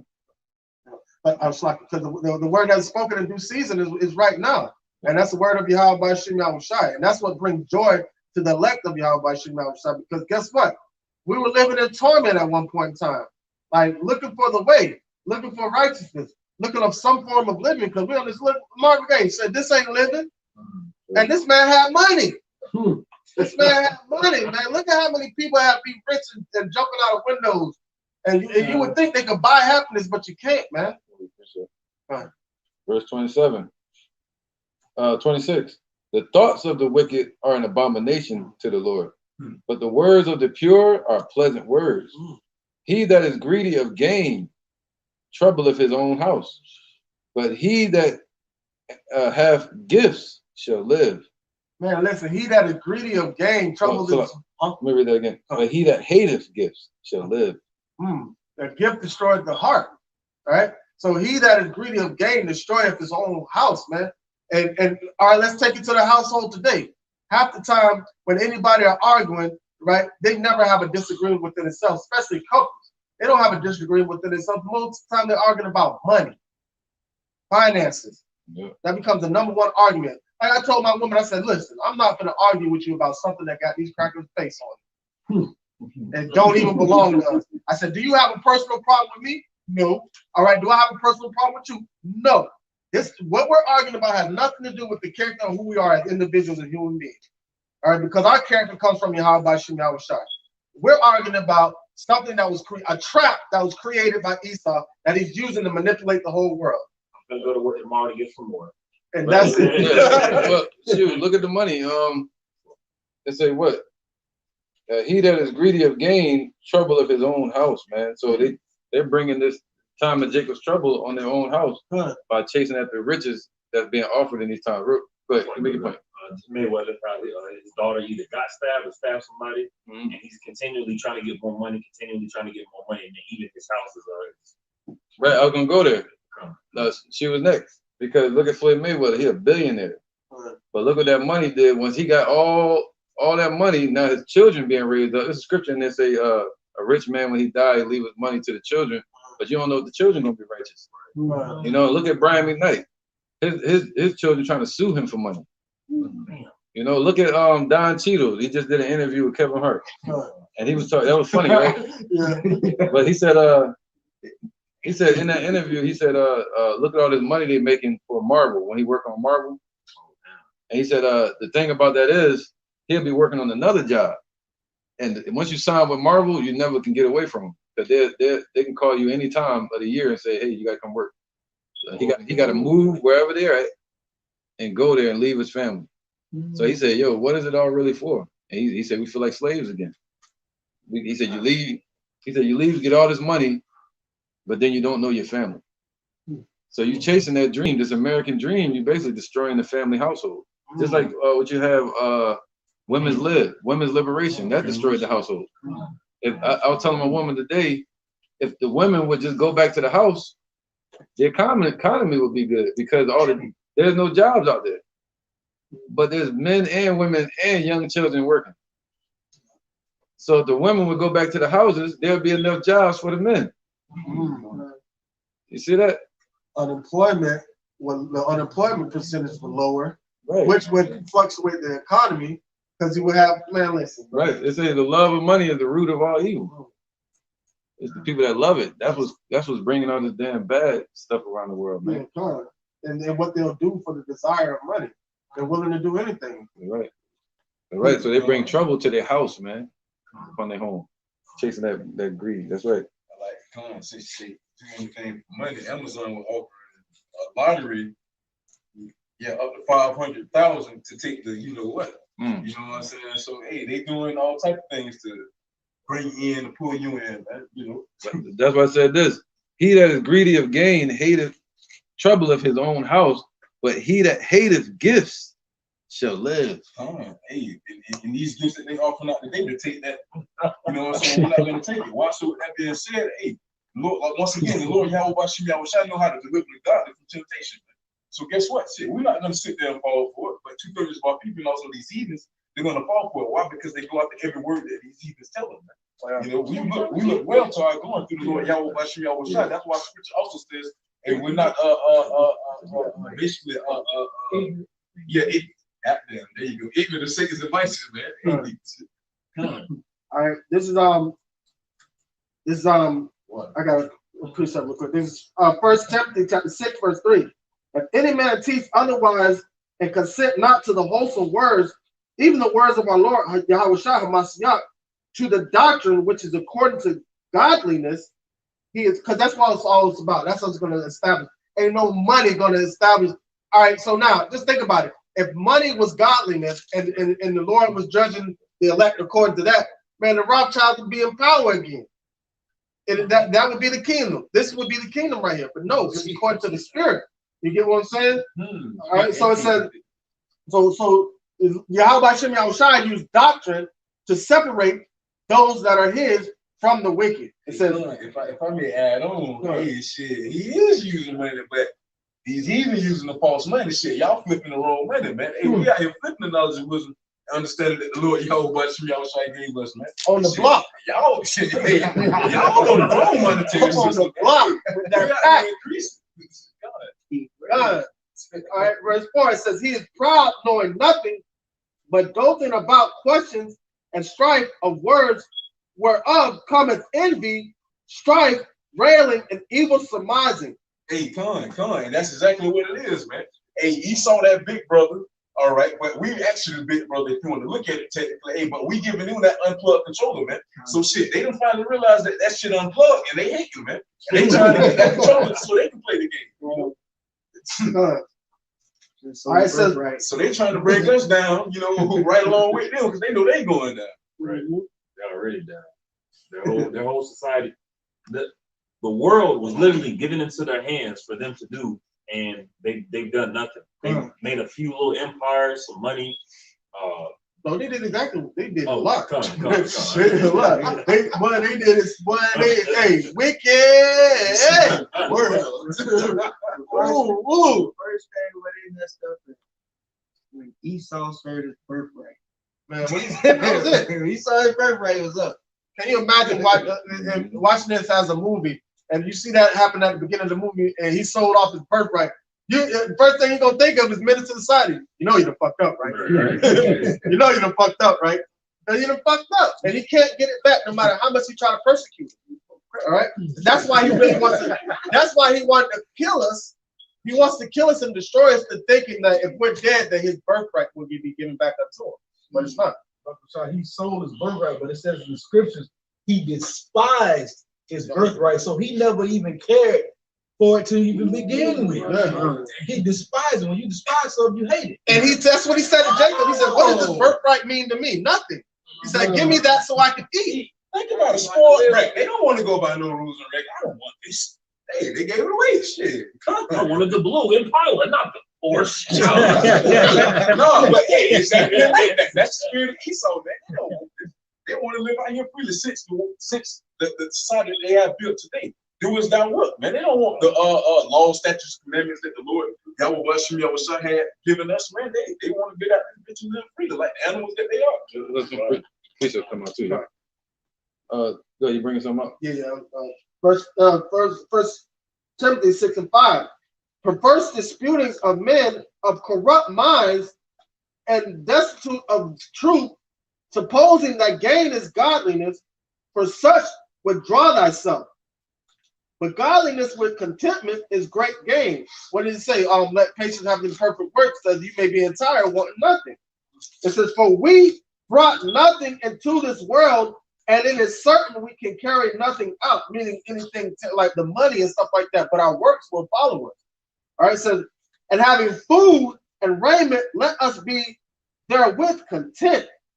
But they that will be rich fall into temptation and a snare, and to many foolish and hurtful lusts, which drown men in destruction and perdition. For the love of money is the root of all evil, which while some covet after, they have erred from the faith and pierced themselves through with many sorrows. And that's just it, man. And that's what you fall into, trying to follow behind Esau and trying to get money. There's Proverbs 22:1. A good name is rather to be chosen than great riches, and loving favor rather than silver and gold. And that good name is New Jerusalem. All right, and that good name is Yahweh Shem Yahushua.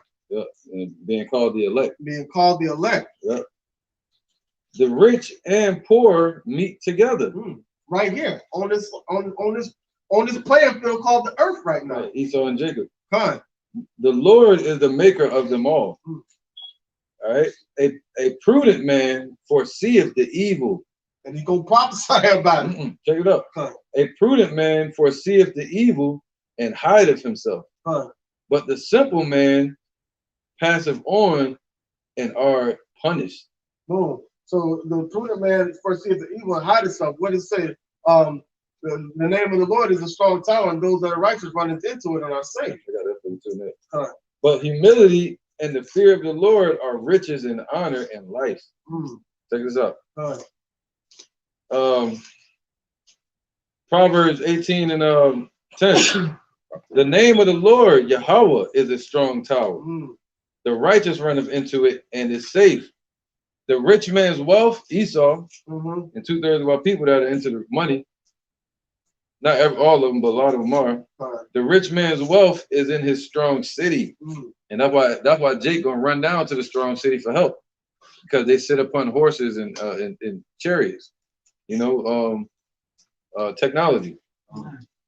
The rich man's wealth is in his strong city, and as a high wall in his own conceit. Before destruction, the heart of a man is haughty, and Esau's been lifted up. Look at Trump.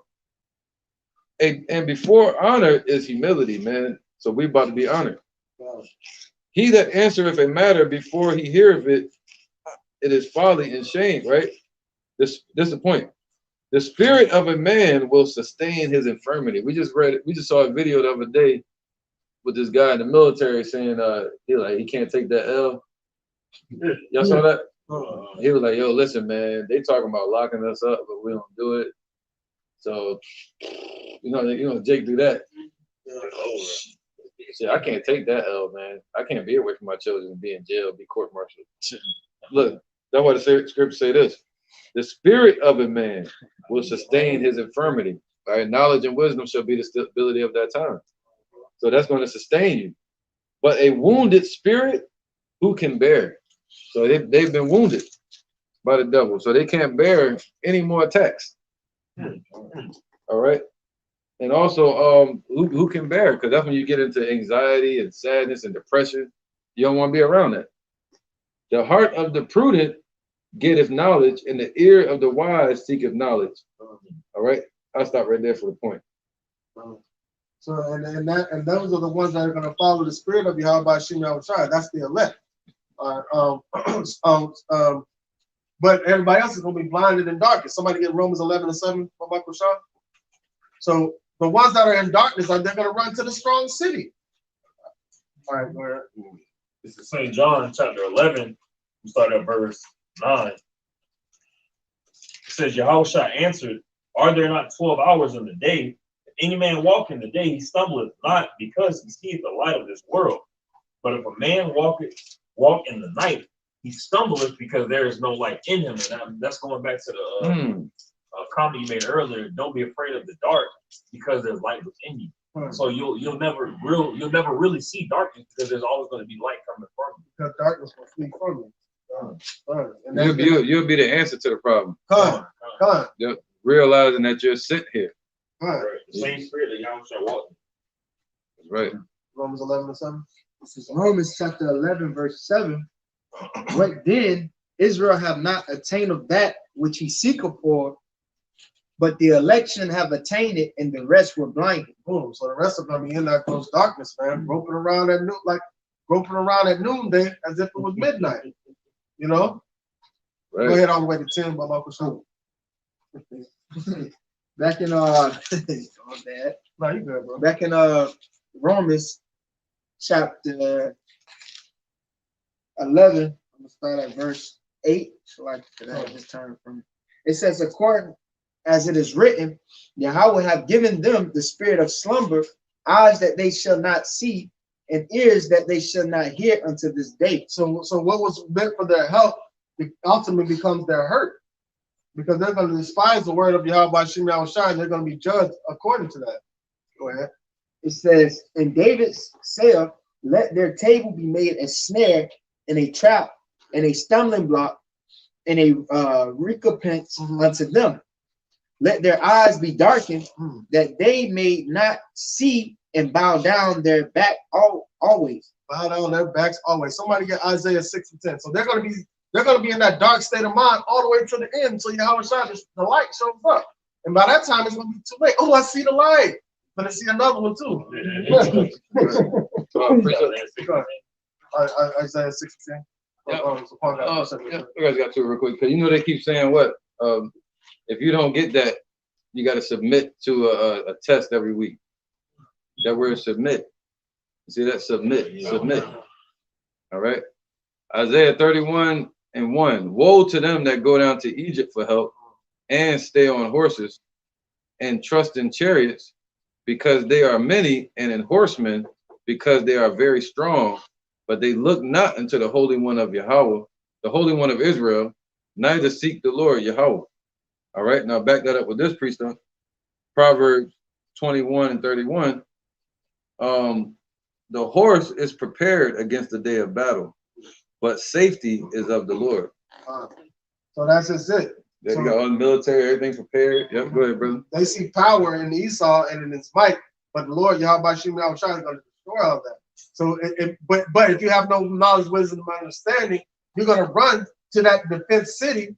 All right, but then once you get there, you're going to realize it's a land of unwalled villages. And now by that time, it's going to be too late.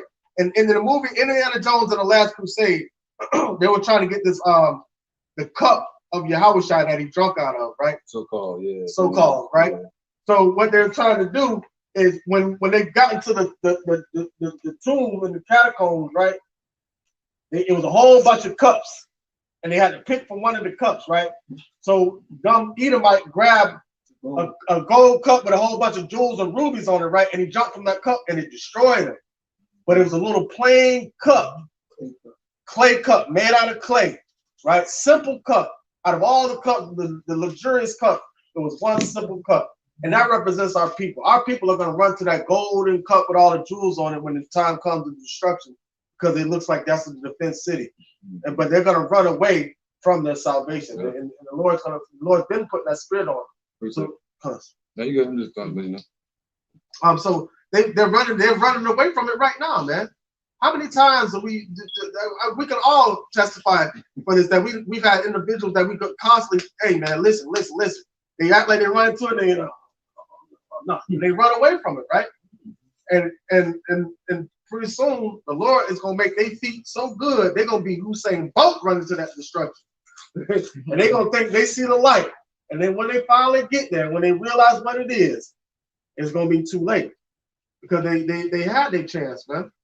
And they'll never be able to blame the Lord on it. They have to blame themselves. Right. That's right. I just had a flashback when you said that. Listen, man, I remember it was a moment. I hate that. There's on camera, but I got you, man. There was a moment when I was running down some steps, right? I was younger, got caught by the parents, you know, so I hid in the shower type of thing. And then when the dad was out of the joint, I ran down the steps, you know what I mean? Flight of stairs, I'm hauling down the stairs. I'm thinking about victory. You know what I'm saying? It was a dark hallway. And I get down to the steps. I was like, I'm running. I was like, look at the door. And I hit the wall. Boom! Ooh. The door was to the left. The door was right there to the left. You know what I'm saying? So I thought I was there. I thought I was at victory. On my way out the door, I ate the whole wall completely, man. So that's what I was thinking about when you said that. Yeah. And that's gonna be two-thirds of our people. Yeah, it's basically almost to the door. The door was straight to the right, man. Yep. You should have took a left at Albuquerque. Yeah, man. All right, you got a precept? Yeah. All right. Psalms 33 and 16. There is no king saved by the multitude of an host. A mighty man is not delivered by much strength. A horse is a vain thing for safety. Neither shall he deliver any by his great strength. Behold, the eye of the Lord is upon them that fear him, upon them that hope in his mercy. And that's what we hope. And look at was it Elijah? When was Elijah and Elisha, when they were surrounded, and he asked the Lord to open up his eyes so he could see that there was more of us than there is of them. But from his perception, it was more of them than it was of us. And that's the way it looks in this day. But even with the small number that we have, we still have the power of Yahweh by Shem Yahushai. Elisha. And we still have the power of Yahweh by Shem Yahushai. Somebody got that Isaiah 6 and 10. But two-thirds of our people are not going to be able to see that because their eyes have been darkened. Right, behold, the eyes of the Lord Yahweh are upon them that fear him, upon them that hope in his mercy, to deliver their soul from death and to keep them alive in famine. Our soul waited for Yahweh. He is our help and our shield. And that's talking about now to deliver our soul from death, because he's keeping us on the path of righteousness and life and the spirit of Yahweh by Shem Yahushai. And that's deliverance, man. He is our shield. He is our shield, man, and our buckler. All right, listen, man, it's gonna be so bad out here for these people, man. And they're gonna be looking at us like, what the fuck are you smiling for? Like, it's gonna, and these people are gonna be crazy, man. We're gonna see people eating their kids and all kind of crazy stuff like that. But what did he say? He said, my servants shall laugh. My servants shall be joyful and be happy, man. So we're gonna be the man. Listen, like, we don't even know what that feels like, because it's hard for us to perceive that in these times. You know what I'm saying? With all the things that but we only find comfort in the scriptures. So that's why we keep our mind occupied all day. I know, man, all of us, we walk around like, yeah, what that scripture about? Yeah, that scripture this and that. Even at work, and as we walk throughout life, because that's what keeps us sane. Because we know our own state of mind. That's why the Lord picks and chooses his. He knows who to pick to pull out of the world, because he designed us for that simple purpose. So when he gives us the green light and tells us to take over the world, he said, "You that are on my right hand, come ye and inherit the kingdom which is given to you by my Father." Man, listen, it's going to ignite something in us, and it's something that he's preserving within us, and that's what's going to hold us through to that moment and sustain us. It's a knowledge and wisdom shall be the stability of that time. He's preparing us. We're already in sorrow. So when we see that destruction come, we're going to be in blissful happiness, because we know what? Sorrow, this kingdom is what brings sorrow. Esau is what brings sorrow. So when you see Esau start falling down, you're like, hey, set some of this shit down too, damn it. And that's the hope and the joy that we're going to have in those times. But it's hard it's hard to perceive at this moment in time, because the Lord has only given us small little glimpse of it. Isaiah 8 and 17. I will wait upon Yahweh that hideth his face from the house of Jacob, and I will look for him. And we constantly looking for the Lord. He's around here somewhere. I think he bit that left right there. Let me go around there and check. You know what I'm saying? That's the spirit of the elect. And that's what we're going to have. And it's going to be exposed, the ones that are called themselves in the truth. When shit hit the fan, man, listen, you can see how you're going to see a whole bunch of purple shirts running around this bitch scared as fuck. And a whole bunch of black sunglasses with motherfucking gauntlets on their wrists and shit like that. Yeah, you know what I'm saying? You're gonna see they're gonna fade, man. They're gonna fade, man. The Lord is gonna sustain those that are humbly his, man. Yeah, you're gonna see a bunch of rhinestones and fringes and like see weave at the woman get her ass whooped. Oh man. What's that? All right. Wait, real quick. Let me get that Isaiah 6 and 10. Isaiah chapter 6, verse 10. Make the heart of this people fat, and make ears heavy and shut their eyes, lest they see with their eyes and hear with their ears and understand with their hearts and convert and be healed. But he's converted the elect. But 2/3 are going to be left in that dark sunken place. And you're going to have these other nations running to the 2/3. Hey, man, y'all like them? What the hell they going? But they're going to be like, we don't know. Shit. We missed that memo. And that's how it's going to be, man. But it's going to be an example. And that's always going to be remembered. So when all the ones that are born into the kingdom, they're going to know, damn, I must have fucked up on that side. But hey, I'm here now. And that's it. So the Lord has to destroy that character that was on this side because the Lord don't like them. Right. It's basically zombies, man. Right. They real physical zombies, spiritual and physical, man.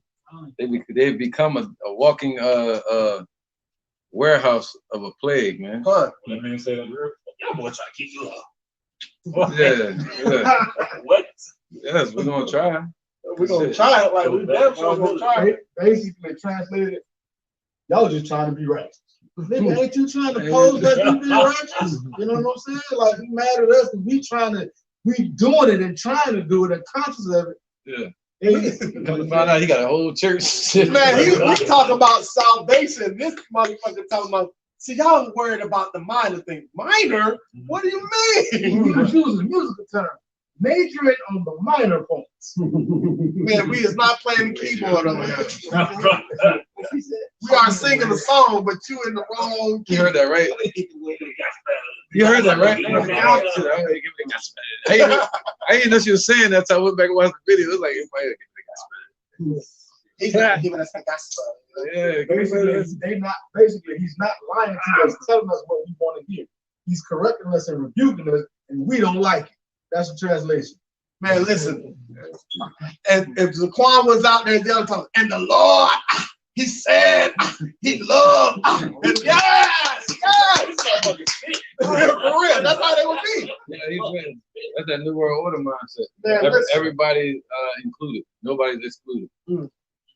That's the whole thing. Everything is all about inclusion right now. Like they got the you think this tennis plays a good job for you type trophy and shit like that. That's why they're getting at the baby, and you got all these rappers trying to keep their career, because in reality they don't agree with the shit, right? The stuff that's going on today, but they gotta agree with it for their career. They say I don't have no problem. They be like, yeah, man, so and so, and he broken wrist and whatever, but I ain't got no problem with it. You know, you do what you do. But you see them on the streets, they despise that junk. You know what I'm saying? Like, no, but they're a killer snitch. A snitch, you can't even speak to a rat. It's like, what? You want to get at 6'9". You know what I'm saying? Like, they getting at the boy, the whack 100 guy. They get at you just for speaking to a person that supposedly snitched. But what about the other stuff? What about somebody that's wicked and dynamite?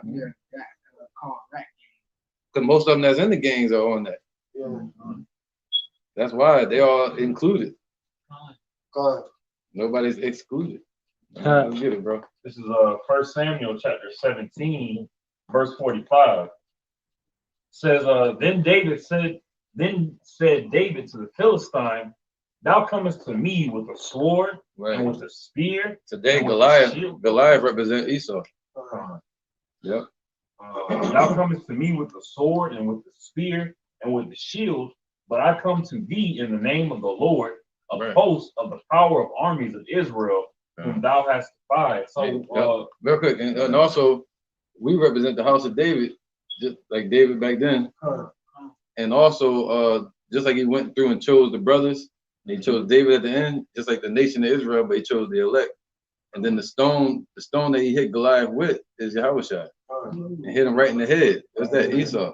All right. So Esau. Go ahead. Yeah, because Yahushua is that rock for the fence. That's right. That's right. That's that sharp rock that's going to hit the serpent in the head, going back to the curse in Genesis. Boom. I was going to say, I'll wait for you to bring it up. I was going to say, hey, bring out that Isaiah 6 and 10 again, and somebody could get Matthew. Oh, you had a point to make. Go ahead, brother. Oh no, just saying, Esau come rushing in like a flood with all their invisibility cloak technology and all their little robots and drones and shit like that, exoskeleton suits. We got Yahushua. Right. Man, listen, They got the threats and all that. Right, all man. Yeah, nations with them. Angels. Right. That real appear like a predator. Yep. He's gonna give his angel charge over us, man. Yeah, go ahead, bro. It's Psalms chapter 44, verse 5. It says, through thee will we push down our enemies. Through thy name will we tread them under that rise up against us. For I will not trust in my bow, neither shall my sword save me. So come on, man. It's not explanatory. You know, we're gonna trust in the Lord. Yahweh Bashim Yahushua. We're not gonna look for no weapons or anything like that. Why? Like the scripture that brother brought out earlier, man. Hey, just because you got all these troops out here, that don't mean you're gonna sit there and what was the word? Submit. Yeah, we're not gonna submit. Hey, we're gonna stand 10 toes, like Meshach, Shadrach, and Abednego, or Mishael, Hananiah, Azariah. Hey, Lord willing, I ain't gonna tap out. You're gonna have to choke me out. No, ain't no submitting, bro. And Lord willing, I stay in that spirit. I humbly say that because you got a lot of people out there, man, I ain't gonna do nothing. Yeah, you talking that, John. Be prepared to die, but hope for salvation.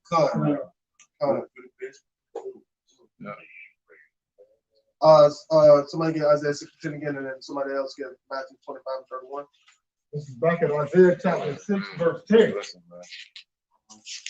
It says, make the heart of the people fat and make their eyes heavy, and shut their eyes, lest they see with their eyes and hear with their ears and understand with their heart and convert and be healed. And that scripture right there should scare the hell out of 2/3 of our people, because if they're set in darkness, and I mean, they should know that the Lord is the one set them in that darkness and put them, separate them from being holy. This is the song of the three holy children that the brother was just speaking about. When it was in the fire. Chapter 1, verse 12. I think, hold on, let me make sure. Note verse 13. For we, O Lord, are become less than any nation, and be kept under this day in all the world, because of our sins.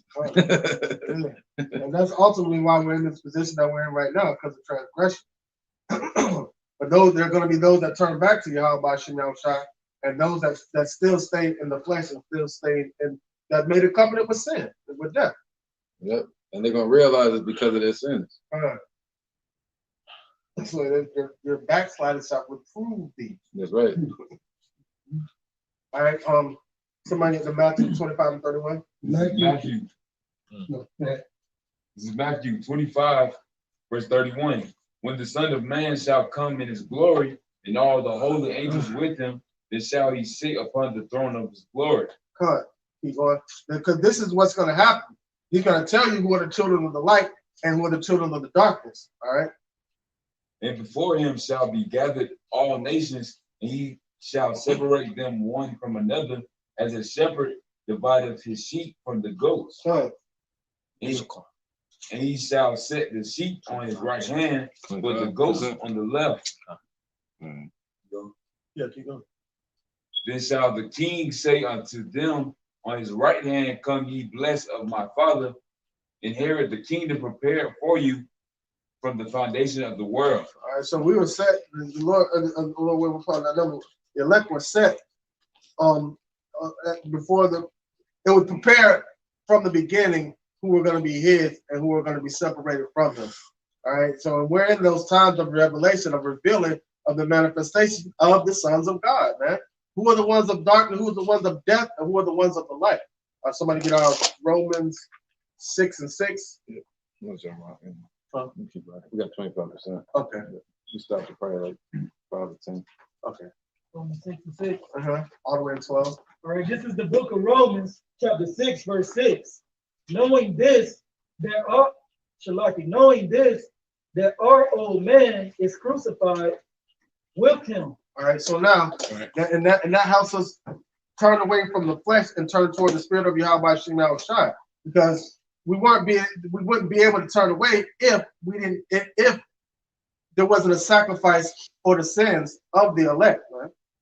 So Yahweh Shai made that possible through the crucifixion. All right, keep going. That the body of sin might be destroyed, that henceforth we should not serve sin. All right, so now we're no longer serving sin, man. We're serving Yahweh by Shemel Shai in sincerity and truth, man. According to the Spirit. Do we still sin? Yes.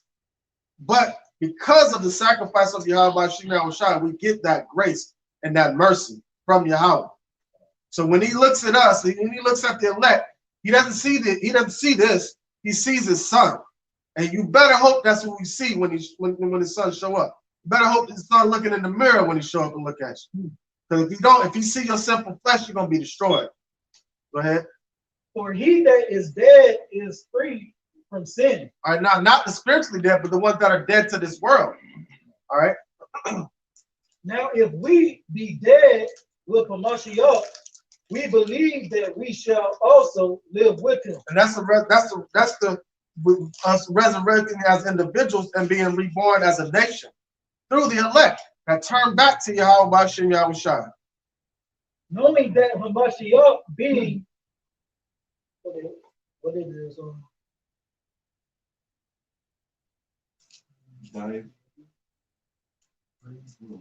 knowing that Yahweh Shai being raised from the dead, is how it's spelled, dieth not more, so like he died no more, death have no more dominion over him. All right, but still, death has dominion over 2/3 of our people because they're still dwelling in sin. They refuse to turn to life. They make a covenant with death. For in that he died unto sin once, but in that he liveth unto Yahweh. All right, so those that are still dwelling in sin, he ain't gonna get back up there on the cross and be crucified again. You got to die yourself. You got to die yourself because he died for the sins of the elect. Because the elect, his death doesn't go in vain to the elect. They turn back. All right, okay. Here's a sacrificial lamb. He's been sacrificed. Now turn away from sin. Now 2/3 of our people are gonna be like, man, well, just get up there one more time. Get up there one more time. They're trying to crucify us, Yahweh Shai, afresh, man, by continuing to dwell in sin, not wanting to turn away with sin. So therefore, they didn't make a covenant with Yahweh Shai. They made a covenant with death. Right. They didn't take it. It's called being asleep, not paying attention to the opportunity that's being presented. They didn't take this opportunity of grace and mercy. And when the door is shut, they would expect another opportunity of mercy. When it's not going to be any. It's not going to be there, man. Yep. Let me finish this real quick. Likewise, reckon ye also yourselves to be dead indeed unto sin, but alive unto Yahweh through Yahweh Shai Mashiach our Lord. Boom. Verse 12. Verse 12. All right, I'm on verse 12, man. All right, come on. Wait, hold on. What's your interjection? Get it real quick because I got a precept to follow right behind verse 12. Go ahead. This is First Maccabees. I'm just gonna go straight to the I know point. you're getting to. Yeah. Go ahead. First Maccabees chapter 4, verse 8. Then said Judas to the men that were with him, fear ye not their multitude, neither be ye afraid of their assault. Remember how our fathers were delivered in the Red Sea when Pharaoh pursued them with the army. Now therefore let us cry unto heaven, if peradventure the Lord will have mercy upon us and remember the covenant of our fathers and destroy this host from before our face this day. And that was just talking about how no matter what's in front of you, as long as you have Yahweh Shai, everything's good. That's it. And that's all we have to worry about. That's our hope. All right, so go to verse 12 in Romans 6. Fine, this is back in Romans chapter 6, verse 12. Like John 8:44. Let not sin reign let not sin reign therefore in your mortal body. Let not sin, don't let sin rule over you. Let not sin reign in your mortal body. Because guess what? That's who you're giving to your authority too. You're letting sin, you're letting the devil reign over you. Shalom, y'all by Shem, y'all shabbat. That ye should obey it in the lust thereof. And so now you should obey that in the lesser. So you're yielding to your members. You're not yielding to Yahweh Shem Yahushai. All right, somebody get John 8:44. John chapter 8, verse 44. Ye are of your father the devil. The lust of your father ye will do. He was a murderer from the beginning, and bold not in the truth, because there is no truth in him. When he speak a lie, he speak of his own, for he is a liar and the father of it. So that's who you yield to. That's who your authority is to. That's what you're trusting your soul with. Esau, man. You're trusting your soul with, you're trusting your spirit with your flesh. No, you're supposed to trust your flesh with the spirit. Let the spirit drive you. All right. Somebody get Isaiah chapter 28, verse 15. This is Isaiah chapter 28, verse 15. It says, because ye have said, we have made a covenant with death, and with hell are we at agreement. So, and who is covenant with death and hell? Who is his death and the hell follow? Esau, man. So that's who your authority is. That's who you make your covenant with, the man of sin. And you're going to get the judgment according to his judgment. All right? You make that covenant with him. You chose not the covenant of the blood covenant of Yahweh Shai. You chose the covenant with death and sin and unrighteousness, man. All right? Somebody get 2 Thessalonians chapter 2, verse 11. I got a precept. All right, come on. With Esau. This is Habakkuk chapter 2. I'm gonna start at verse 5. Yea, also because he transgressed by one, he is a proud man, neither keepeth at home, who enlarges his desire as hell, and is as death. And that's who you make your covenant with, because you're running behind him and the destruction that he's bringing forth, and hell and death that he's bringing forth on the earth. He's declaring sin. He's trying to make sin the way to go on earth. They want a lawless society to where they could govern and control the rules. They don't want a righteous society. They want a paganistic, demonic, Satanism to society. That's what the New World Order is. That's what they're trying to establish. And 2/3 of our people are making a covenant with that, and they despise the covenant of Yahweh Shem Yahushai. They despise the first covenant, and they're despising the second covenant. All right, that was only for the children of Israel, nobody else. Yeah, nocturnal animals, they want more darkness so they can dwell in the night. Come on. That's why Esau want the whole earth to be darkness. They don't want no more light at all. Period. They want to get rid of the Bible. They want to get rid of prophets. You know? They want to get rid of the women. Not a man, right? Well, yeah, women. Yeah, they do want to get rid of women. Yeah, they gay. Oh, yeah, no, we can't say the G word. Oh, yeah, they happy smart. Somebody get back to Romans 6 and 12 again and go to 13 this time. Romans 6 and 12. Yeah. And go to 13. Romans 6 and 12. Let's not sin reign therefore in your mortal body. All right, so these bodies are mortal. We were born in sin. They're of the ground. They're of their terrestrial bodies. They're of this terrain. But don't let sin reign in your mortal bodies. Yes, we're subject unto sin, but we're supposed to be driven according to the Spirit. All right, keep going. That ye should obey it in the lust thereof. All right, so you're obeying the lust, and who was putting the sin right in front of your face? Esau, and you just dancing right to that tune. You know what I'm talking about? All right, keep going. Verse 13. Verse 13. Neither ye, what? Neither yield ye your members instrument of unrighteousness unto sin. God. But yield yourselves unto Yahweh as those that are alive from the dead. Boom. And yield yourself to Yahweh Shem Yahushai as those that are alive from the dead. So don't remain in that casket, for the Lord is bringing us out of our graves, man.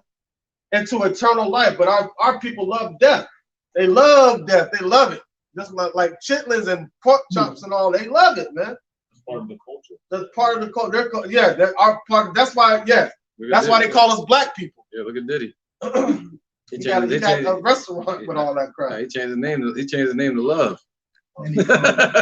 He love America, man. He love the world the way it is right now. Can somebody get Revelation 3 and 2? Everything is about love right now. In the time of darkness, in the time of war, all this wickedness on the earth, and they talking about love. Never go his part. No. This part, he got a bunch of hearts in there. What you say? Yeah, Revelation 3 and 2. In Revelation chapter 3, verse 2. Be watchful and strengthen the things which remain that are ready to die.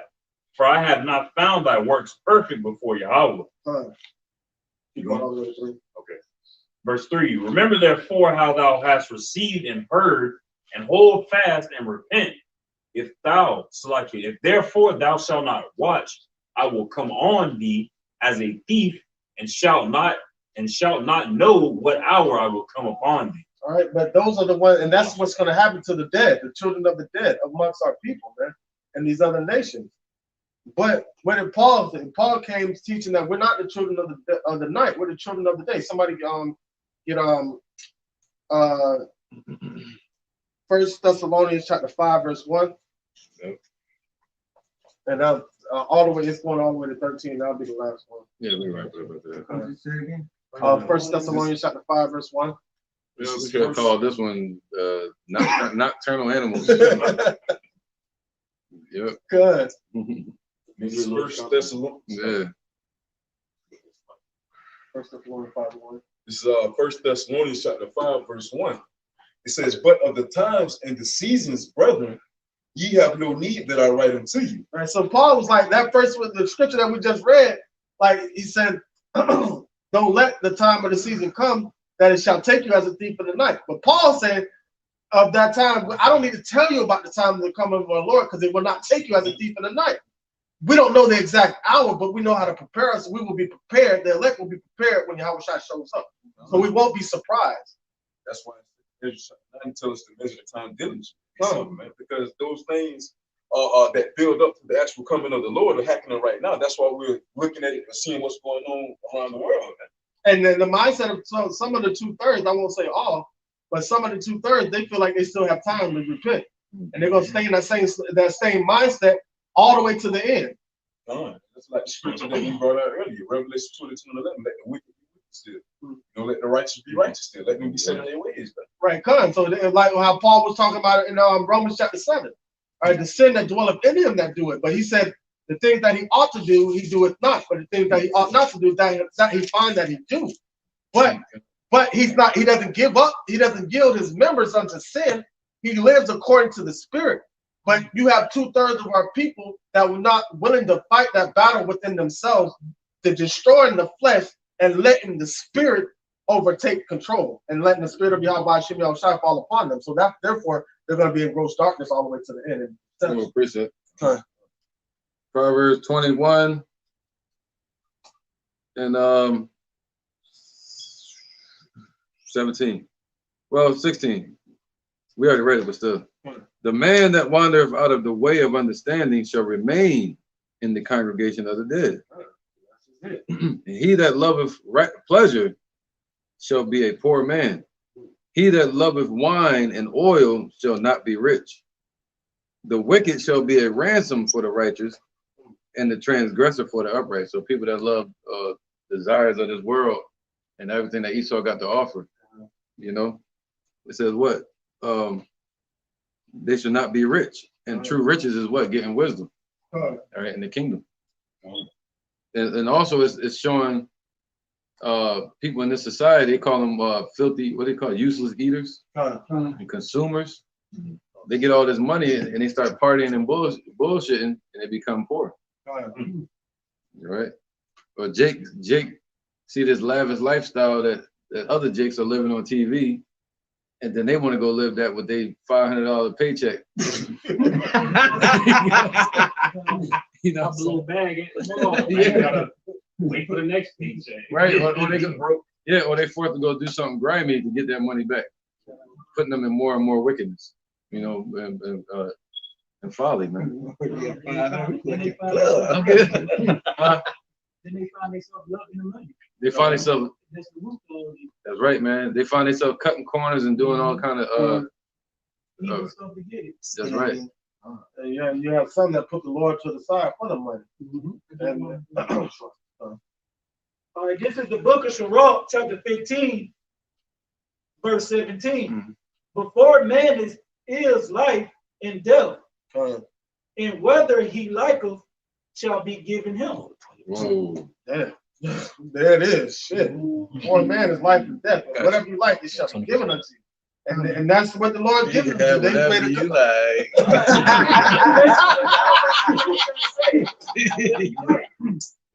Yeah. You can think you have free will, but I'm gonna give it to you without. Whatever you like, I got you. I can oblige whatever you want. Say less. Got you. He presented life and death at the beginning in Deuteronomy. He said, choose life. He is life. The Thessalonians. This is chapter 5 of 1 Thessalonians verse 2. It says, for yourselves know perfectly that the day of the Lord so cometh as a thief in the night. So we know the day of Yahweh shall cometh out a thief in the night. However, the ones that are of the elect shall not be overtaken like a thief in the night. You all right? For when they shall say peace and safety, then sudden destruction cometh upon them as travail upon a woman with child, and they shall not escape. And so the Revelation 13 and 16, 2/3 of our people that you know what I'm saying, take that, they're gonna feel like they have peace and safety. They're gonna think that's their salvation. But sudden destruction is gonna come upon them, man. It says, verse 4, it says, but ye brethren are not in darkness, that day should overtake you as a thief. So come on. Verse 5, ye, it's like that was just like the brother Kanat was saying earlier. Paul not saying, hey, he don't have to tell us that. Why? Because it's already known. Why? Because we're already doing the things that the Lord Yahweh commanded us to do, which is watching, man. So hey, we seeing these things coming to pass, man. What does it say? Blessed is the servant that his master found doing so when he show up. Roughly paraphrase. Come on, some shit. Because when that thief in the house come to break in, you ain't got shit to worry about. Yeah, why? Because you watching. Hey, come on. Verse 6 of 1 Thessalonians chapter 5. It says, therefore, let us not sleep as do others, but let us watch and be sober.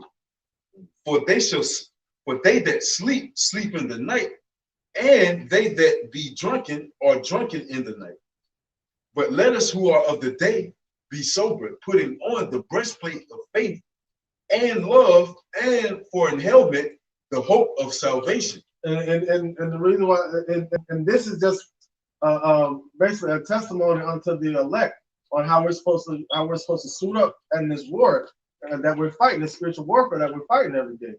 You know, this is how we maintain all the way until the end. Okay. Proverbs 24:1. Be not thou envious against evil men, neither desire to be with them, for their heart studieth destruction, and their lips talk of mischief. All right, that's New World Order. Through wisdom is in house building, and by understanding it is established. And by knowledge shall the chambers be filled with all precious and pleasant riches. A wise man is strong, yea, a man of knowledge increaseth strength. By wisdom shall the chambers be filled. The wisdom is going to fill up them chambers and chariots, man. The apartments in the sky. So by wisdom, we're going to be sustained all the way to the end. And that's why we're not supposed to envy the wicked, because the flourishing of the triumphing of the wicked is but for a short moment. But it becomes a stumbling block to those that develop a desire and love for money and riches. Right, he said the spiritual war, right? For by wise counsel thou shalt make thy war. By wise counsel. All right. Yeah. Because though we walk in the flesh, we do not war after the flesh. The spirit of our warfare is not carnal, but mighty through the stronghold, pulling down strongholds, man. So we have to enter into the minds of our people through wisdom and give them the wisdom, the nourishing wisdom of Yahweh Shai, to turn the elect back from sin into righteousness and life. Right. And in multitude of counselors, there is safety. In counsel, attaining unto wise counsel, the apostles, the elders. Yep. You know, taking heed unto them that rules over you, because they watch over your soul. Right. Yeah. So anyway, it says wisdom is too high for a fool, man. He openeth not his mouth in the gate. They won't go teach. Oh shit. Good. You can bring that part out again. It said, verse 7, wisdom is too high for a fool. That's why, oh yeah, man, that ain't what that means. They don't want to never go in the depth of the scripture, man. They always just even barely scratching the surface, you know, so they don't want to go in the depth, you know. That's why the Lord Yahweh Shai give us that understanding that we can dive deep. You know, I never forget, family members say, hey man, y'all in the message, I don't go too deep. You never thought about, damn, how is it that we're able to go so deep? How is it we're able to go this far? But that's funny, because Isaiah chapter 28 explains that. That's why he said precept shall be upon precept, line upon line, line upon line, here, there a little, because he was explaining to them like, you don't got no excuse, because my prophets are going out there sternly and directly rightfully dividing the word of truth right here in front of you. So you talking about we going too deep? No, we're extensively breaking each single thing down for you and making it plain upon tables that he may that Reed may run it. And that is our job out there to do. For you to say that, that means that's your way of saying, I don't want to be righteous. Just go ahead on with that. You know what I'm talking about? Scriptures are known as dark sayings and mysteries. And to search out a dark saying, you have to look. If you look at something in the dark, you gotta like really focus and look. And if you're searching out a mystery, you gotta study so you can solve that mystery. Like with the clues. Come on. Right. Other than that, we'll be wells without water. Come. All right. Proverbs 24:17. Wisdom is too high for a fool. He openeth not his mouth in the gate. He that deviseth to do evil shall be called a mischievous person. The thought of the foolish is sin, and the scorner is an abomination to men. If thou faint in the day of adversity, thy strength is small. And that they don't have no strength. They don't have nothing, no legs to stand on. Their faith is gonna be small, man. All right. There you go. That's it. What verse you want to look? Verse. All right, this is 1 Thessalonians chapter 5, verse 9. It says, "For the Most High have not appointed us to wrath, but to obtain salvation by the Lord Yahweh Shalom Mashiach, who died for us, that whether we wake or sleep, we should live together with him." So whether we wake or sleep, man. So meaning if we die during the work, or we're present when the Lord shows up, all right, that we may be with him, man. So that was all. That was the purpose for him to put that in place, to be able to bring the elect back, and ultimately to bring all of Israel back through the elect. So he preserved the elect and brought the elect back to him through his son, man. Perfect setup. Go ahead. Verse 11, it says, "Wherefore comfort yourselves together and edify one another, even as also ye do. And we beseech you, brethren, to know them which labor among you and are over you in the Lord, Yahweh Bashem Yahweh Shai." And that goes back to the council that Zaquan was talking about. All right, the council that'll prepare you for war. Roughly paraphrasing. Go ahead. I'm sorry, chapter 12. "And we beseech you, brethren," 1 Thessalonians chapter 5, verse 12. "And we beseech you, brethren, to know them that which labor among you and are over you in the Lord, and admonish you, and to esteem them very highly in love for their works' sake, and be at peace among yourselves. Be at peace among yourselves. The only way to find peace among yourselves is the spirit of Yahweh by Shem outside. That's it. That's the only peace. There's no other peace. There ain't peace for the wicked. Because the wicked was sent to take peace away from the earth. So everybody thinks peace is just leave me alone and let me be. That's not peace. That's not peace at all. Peace is somebody in your ass all the time. Turn back to the Lord. Turn back to the Lord. You can turn back to the Lord. Boom, there's your peace. That's the only way to find peace. There's no other thing. People got to misconstrue what love is and what peace is and what righteousness is. People got all that misconstrued. They don't know. They don't get it. All right. Because at the end of the day, Yahweh Shai set up a standard on what all those things are and what it means to be delivered, to get delivered. And so if you're not going according to that standard, then you're going to be destroyed. Bottom line. Yeah, any more precepts? Huh? Okay, come. This is Proverbs chapter 24, verse 3. Through wisdom is an house builded, and by understanding it is established. So through wisdom, a house is built. Through wisdom, our spirit is built up. Through wisdom, this is how we keep our temple. Through wisdom is how we walk according to Yahweh Hashem Shah, because back in Sirach, the knowledge of wickedness is not wisdom. You know, we can't get any, and by wisdom, understanding of the scriptures of Yahweh Hashem Shah is established. You cannot get that understanding of wisdom by any other means. You cannot build your house by any other means outside of how the Lord tells you to build your house, which is what? Through wisdom, the truth, and righteousness. All right. Any more precepts? Well, that's it on my part. Anybody else got something? Speak up now. Forever hold your peace. We grab it up. All right, let me close it up. All right. So with that, that's you know, the nocturnal animals that we have among us. 2/3 of our people that want to remain the walking dead in the congregation of the dead. They're going to ultimately reap destruction, man. And so those are the ones that truly believe in the name of Yahweh Shem Shai. Stay strong in the faith, man, and use these scriptures and the elders and the men out here on the highways and byways doing the work as a guideline to keep us on the path to the kingdom, man. Just like how on the Wizard of Oz, they had to follow the yellow brick road, but there's a path that was written and instructed for us to follow all the way to the kingdom to get salvation. All right. With that, we're going to give all praise to the Most High Yahweh, and His Son Yahweh Shai, and the Holy Spirit of Truth in the Hebrew. We're going to say, Kal, Eliah, La, Yahweh, Hashem, Yahweh Shai, Hashem, Ha, Rakah, Kadash, Ma'amah. Honor to the elder apostles of Great Millstone and my elder Helwan as well. Salutation to the Akim, Aquakim, and that believe in sincerity and truth. And salutation to the Akim that are around there on the four corners of the earth, pushing in sincerity and truth. And then we almost out of here, man. DTA, Shalom.